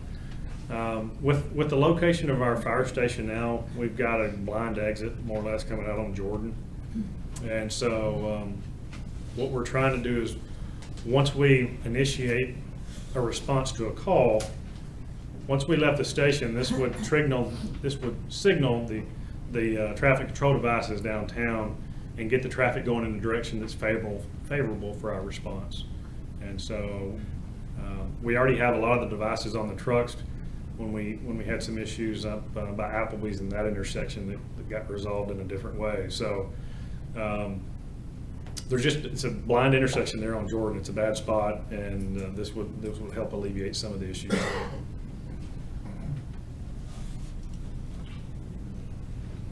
On a 5-year capital outlook, you know, this is another item that's come before you before. We want to refurbish our truck 5, as we call it. That's our big ladder truck with the bucket on the end of it. You know, those apparatus are over $1 million new, and so while I think it's imperative that we have that apparatus here, it's hard to justify spending $1 million on it for something that, you know, we just don't use that much. But when the day comes that you need it, you want to make sure you have it. So the approach that we're looking at is to refurbish that truck at around $469,000, and so we're using that same approach as $100,000 a year until we can reach that goal. Next, in 21, 22, that will be our next fire engine that we'll be looking at replacing. And using the same funds that we're looking at purchasing the engine this year, the $150,000 will get us to $600,000 when we can purchase one that year. And finally, we've got fire administration that's on the horizon. You know, I don't have a dollar figure there just because, you know, what I really want to do there is plan that out. You know, I want it to go a lot smoother than the last one. And I think before we attach a dollar figure to it, we need to do that. And so it'll make things a lot smoother on me, on you guys, and everybody involved. So, but it is something that we're going to have to look at in the next few years. With that, any questions? James? Are you fully staffed, Chief? We are short one right now. Yes, sir. Same question, I guess. Personnel is what I lived by all these decades. Are there times that you have someone come in here that you think would make an excellent addition to the fire team that you're trying to build? And there's an issue, and again, you operate on what, civil service written test too? Oh, yes, yeah. Do you feel like at times there's someone you would love to see on that department that can't pass the test, that you know would really make you a fantastic addition? You know, when I look at those tests, I usually don't know the people that are taking those tests. We're a little bit different than the police department. We require you to be certified firefighter before you come here. So most of the time I know because I don't know the people on the test. Usually I don't. When I learn about an individual, it's when we get into the background package. So I guess you would have to know them before you could say that. But you're just one short right now. Yes, sir. Okay. Any other questions? Anybody have any questions? Are you having the same problem with getting people to take the test as the police department is? I am that. I know when this last test was really an eye-opener. We had 35 people, I believe, sign up for our test this time. When I took the test here, there was over 200 people that took it with me. And I can't remember a time when we were less than 100. But except for the time before this one, I think we were at 90 something. But so yeah, the numbers are definitely dropping. And Janice can she has those numbers and can definitely back me up on that. Is that dropping area-wide? Are you hearing that from other chiefs, or is that kind of more specific to us? That I can't answer that question. But this last time was really not 35. I mean, you know, I don't know. I can't tell you why. Obviously, we didn't take a survey of the people that were there. You know, how come there are only 35 people here? But that was by far the fewest that I've ever seen.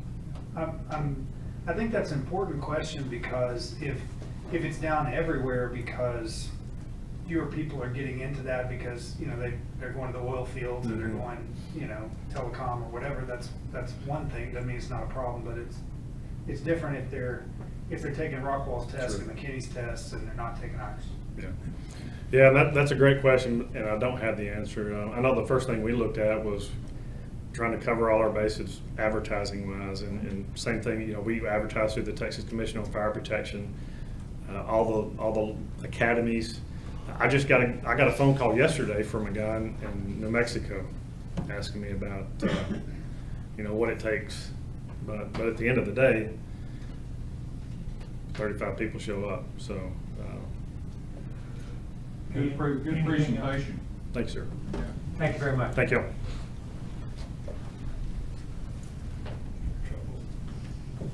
Okay. John, we'll do Public Works quickly. Sure thing. Good evening, honorable mayor, city council members. This presentation is very similar to the one last year. Have almost the same number of people working, doing the same kind of work. Please forgive me if I don't read every word and if I go fast. In the 3 years that I've worked here, it only took about 4 months to dawn on me that what we needed to do is provide service safely and with respect.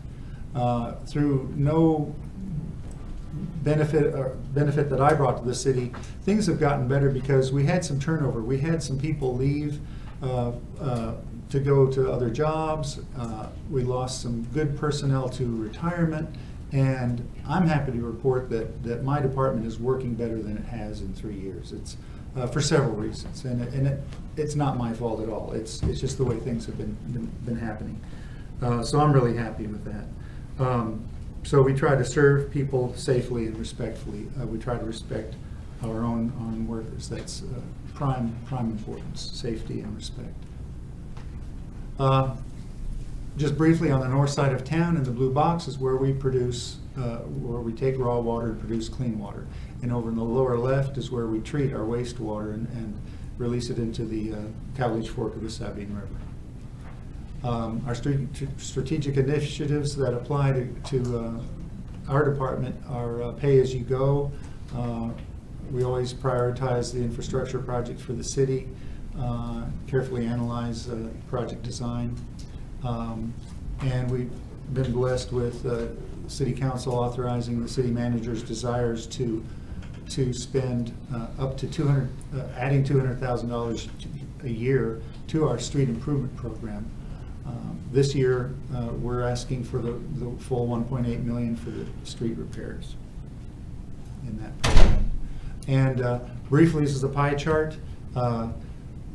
If you'll notice, the blue and purple on the bottom represent treating water and distributing it. These are the costs involved, and it's largely personnel. The green on the upper left is collecting wastewater and treating it. And then that water resources and wastewater resources constitute 75% of public works. The remainder is administration, streets and traffic, and such like. And we have more than 5 divisions technically, but we have 5 superintendents that handle them, and they're doing a good job.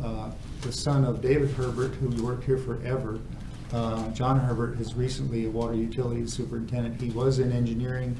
He's a college graduate, and he's doing a great job. I'm just happy to say that. And I have a secretary that's doing a good job, and a lot of support. Spin the wheel here.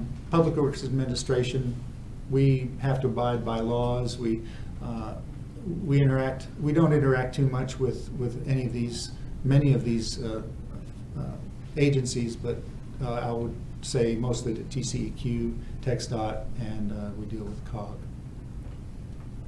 Water Utilities Division, they fix water pipes and put in new water pipes in all the appurtenances.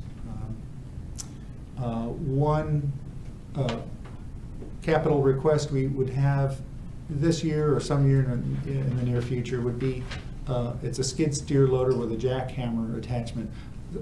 Some of our older employees have hurt their shoulders working the jackhammers, and this mechanized thing on a Bobcat would really help. Engineering services, they handle all kinds of things I could go into, but basically, with all the development we've had lately, their efforts are strongly in construction and inspection. And then we, of course, work closely with Steve Methvin's people for all the developers that have come in. Engineering has to be there to help answer all the technical questions for developers. Water treatment plant. Basically, we pump water from Lake Tawakoni and top off our city lakes. Then we treat it and we distribute it. We have a fine crew up there. Last year I bragged on them almost too much, but we have very good water that we send through the city. Our wastewater reclamation center takes our wastewater and treats it. The plant was upgraded and 90% revamped, almost totally redone about 5 years ago, and it's state-of-the-art sequencing batch reactors, which is a fancy term for aeration basins, and the microorganisms in that water eat up the food value until there's no food value left, and then we sanitize it and send it to the creek. Streets, well, we are reactive and proactive. We proactively build some things, and we react to potholes, and we fix whatever's needed, sidewalks, drainage concerns, vegetation concerns. And I'd like to say that, you know, as the city manager has emphasized, we are one city.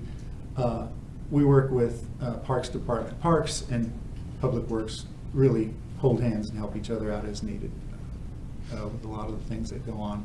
Pretty picture of a aerobic lane, the sidewalk that was needed there for the kids in the neighborhood, Oak Creek Park. We're building that sidewalk from extending from Gabe Estates, coming this way, coming north. And then there's another picture there of some drainage work. Regional Household Hazardous Waste Facility. This encourages people not to put hazardous things in the garbage or down the drain. And you can see that we're open as it's listed there. I've been there a handful of times. And the guys that work there, they enjoy working in the shade. It's warm out there, but we provide them what they need. Capital Works, Public Works capital projects. Of course, you all know about the street improvement program. I won't mention that too much here. It's an annual thing, and we're very happy to make that happen. Town and Country Mobile Home Park is not in the city, but it was, and TCEQ says it's your water line, so we're fixing them, and we're making good progress, especially with John Herbert and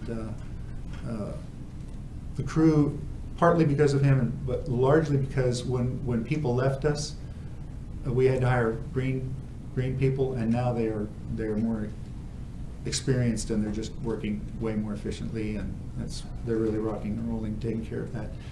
And the 2017 general obligation bond phase 3 street reconstruction of Borland Street, just north of the big long block that contains Reese Davis Center and Carver Elementary. That is just under $900,000.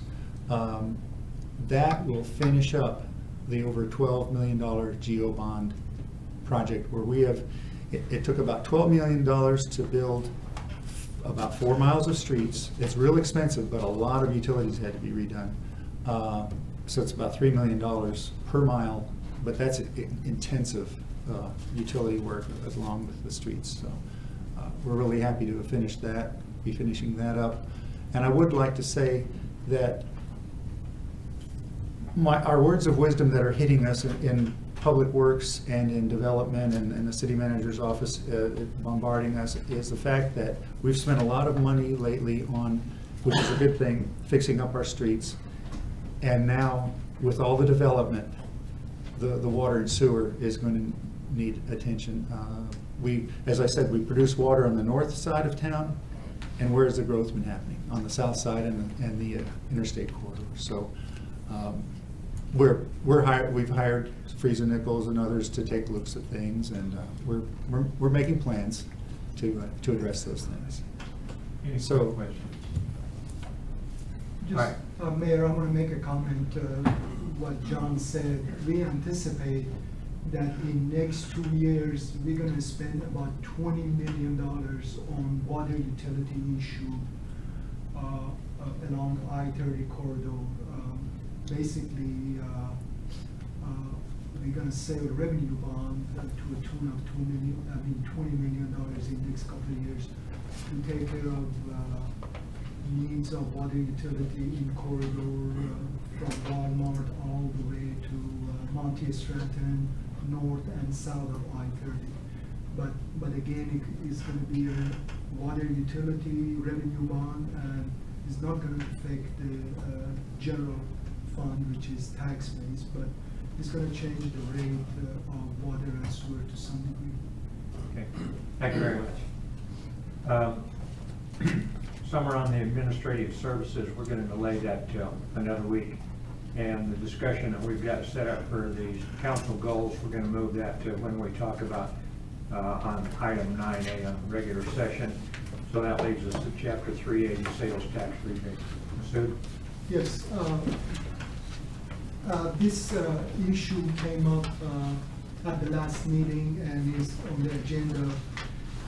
Basically, the city of Greenville signed an agreement with the prospect, what we call Chapter 380, means all the sales tax on a specific piece of property is gonna go to retire an obligation of the city for that purpose. And in particular is Splash Kingdom. And there was a public information request that came up to the city secretary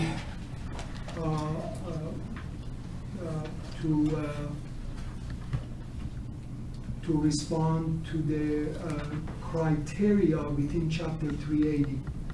So what I did go to the developer and requested compliance within the agreement of the Chapter 380. The contractor, the contract has a provision of spending a minimum of $5 million. And the developer responded that he spent $5 million and more on that project. And I provided that information to the applicants, and city secretary passes that to the applicant requesting that. I think at the last council meeting, Mr. Evans brought up the issue again about inquiry of that. As far as I'm concerned, a request has been made. My office responded to the request. Now, if there is any other issue, any further investigation to validate or discredit the contract, that has to be done by a process called forensic auditing.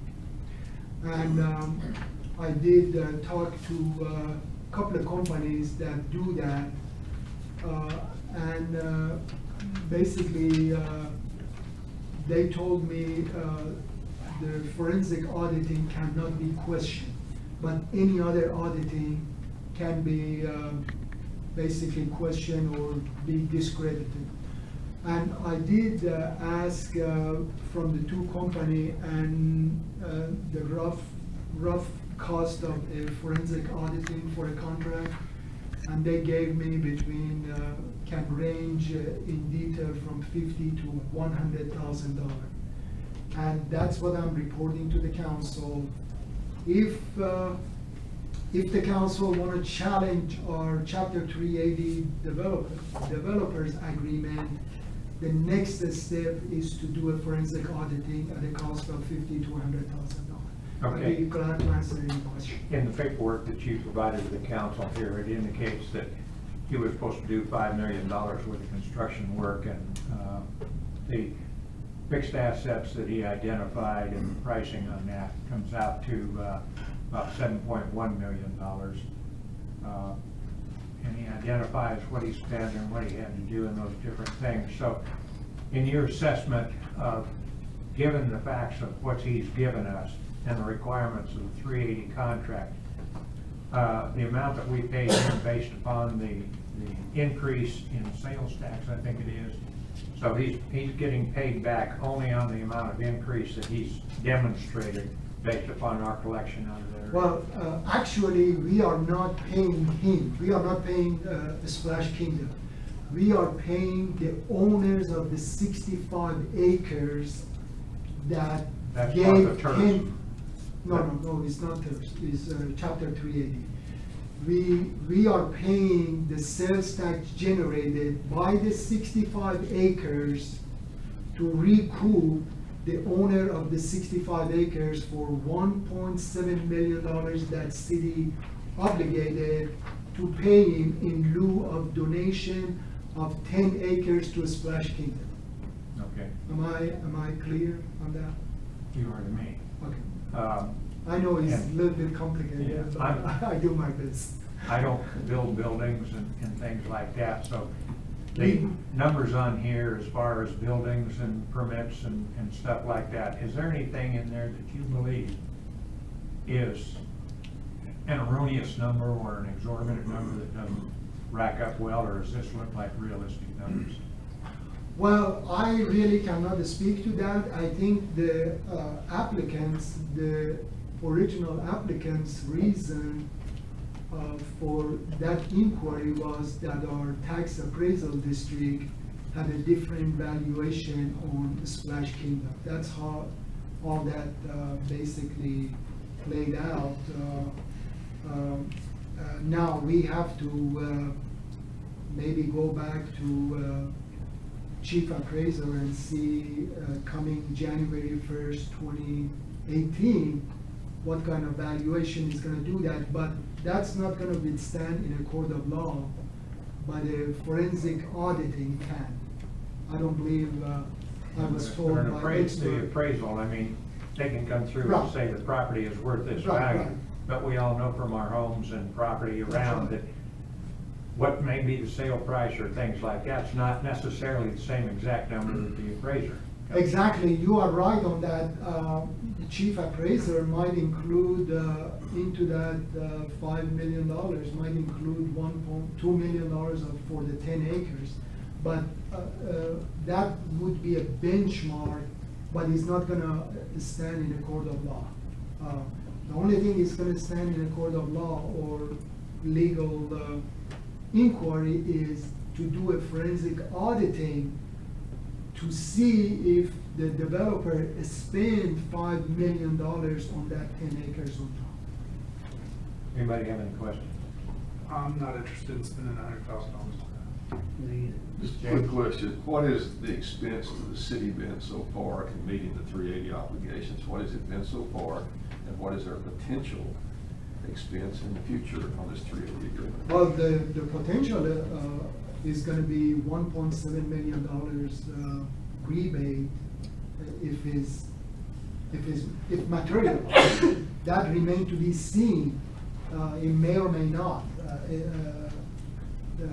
So 15, 20 years from now, if there is no, if the 65 acres doesn't create $1.7 million, then the original developer is not gonna get $1.7 million. So is the 65 acres sales tax that is gonna be collateral for Chapter 380 contract? But the 380 says you've got to accomplish this within X number of years. No, the Chapter 380, number one says you have to spend $5 million, number one.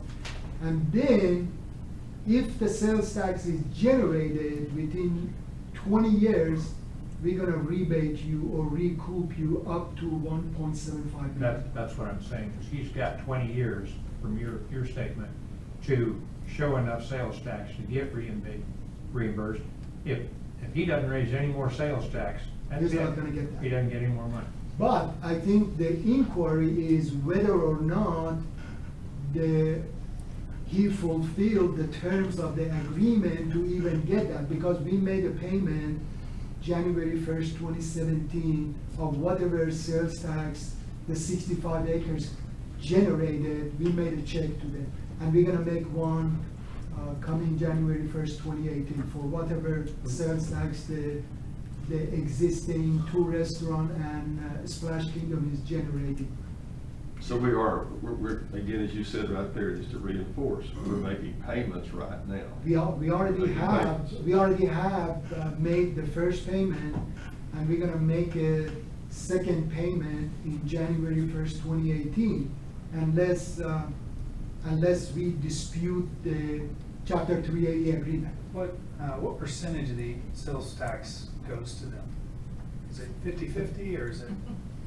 No, on that agreement, they get 100%. 100%. Okay, so if I eat at Rib Crib or Panda Express That's or right. go to Splash That's right. Kingdom, the city portion of the sales tax that I pay gets refunded to them on January 1st. That's right. Not to Splash Kingdom, but to the Right. owner To of the the- 65 right. acres. That's right. again, I'm not questioning anything, except I just like, before we're paying out this kind of money, I'd like proof that the conditions have been met. And therefore, I would like to see a forensic audit. Forensic audit is the only thing that will prove or disprove. I hear you, but I'm not willing to go out and spend $100,000 to answer a question like that unless somebody can come through and tell me these numbers are so bogus that they don't make sense. I mean, it just, But isn't it true that those numbers are just on a single 8, 10, and 11 sheet? yep. And Well, I don't know whether he's got items and background. just 3 million here and 2 million here and whatever. Gary, I don't know where, if he's got a ton of information on each one of these, I don't know. I might be the only one here that has 6 season passes to Splash Kingdom. I don't know. Buy several more and get that sales tax But, done. I mean, and I'm a little disappointed with some of the finish out, and I've mentioned that before. I'm not at all concerned that they didn't spend the $5 million. I think it's a good sized water park, and they built some nice slides and some nice buildings. It looked like they rushed at the end to paint it. We had some really bad weather, if you'll remember, at the beginning of last year. And I think they were rushing to get open and didn't really finish the job until the end of until the off season. And so there was some disappointment and frustration, I think, and it didn't look real good on the city that I think we opened it up when it didn't look its best, and a brand new park that's not in tip-top shape. But I was very aware of the agreement because I was involved in drafting it, and I was concerned, like you are, well, are they really gonna do that? Are they really gonna get that kind of investment? And when I'm there, I'm pretty sure, I'm not a construction expert at all, but it doesn't look like they did it on the cheap. And it doesn't, they've got big slides and nice lazy river. I don't know if you've been in the lazy river or the wave pool there, James, but I mean, it's a nice facility and it's a big asset for our community. I'm confident they spent $5 million or more. That doesn't surprise me at all. Again, I go back at Brent, again, respect you totally, but how are you qualified to make that statement? I'm not, but I am qualified to decide whether we should spend $50,000 to $100,000 of the city's money to figure it out.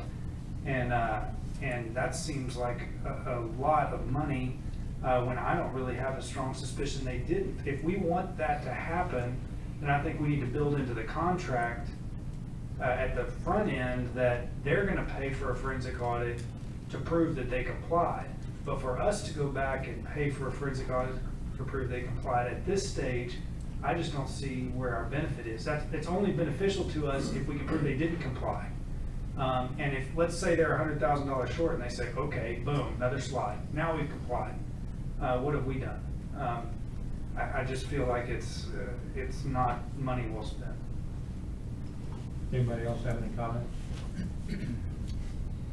I want to stand on the record, I still would like to see a forensic audit, not only for this, but for, and again, be aware of what we're into right now with this contract in 2010. That is the date. If you want to bring that up as an item, I understand it. 2 other council members to bring in, we'll bring it up as an item and we'll vote on it. And I hope we consider the situation we're in right now as we get into the future with other contracts. We're monitoring that closely. Is there anything else? Any other questions or comments? All right, at this time, it's 6:20, and we're coming out of our work session. We're going to take a 10-minute break, and we'll come back at 6:30 and get into our regular session.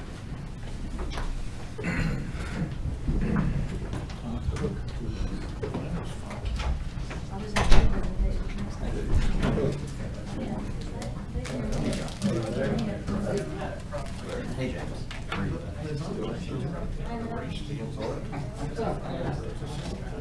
Yeah, I'll do that.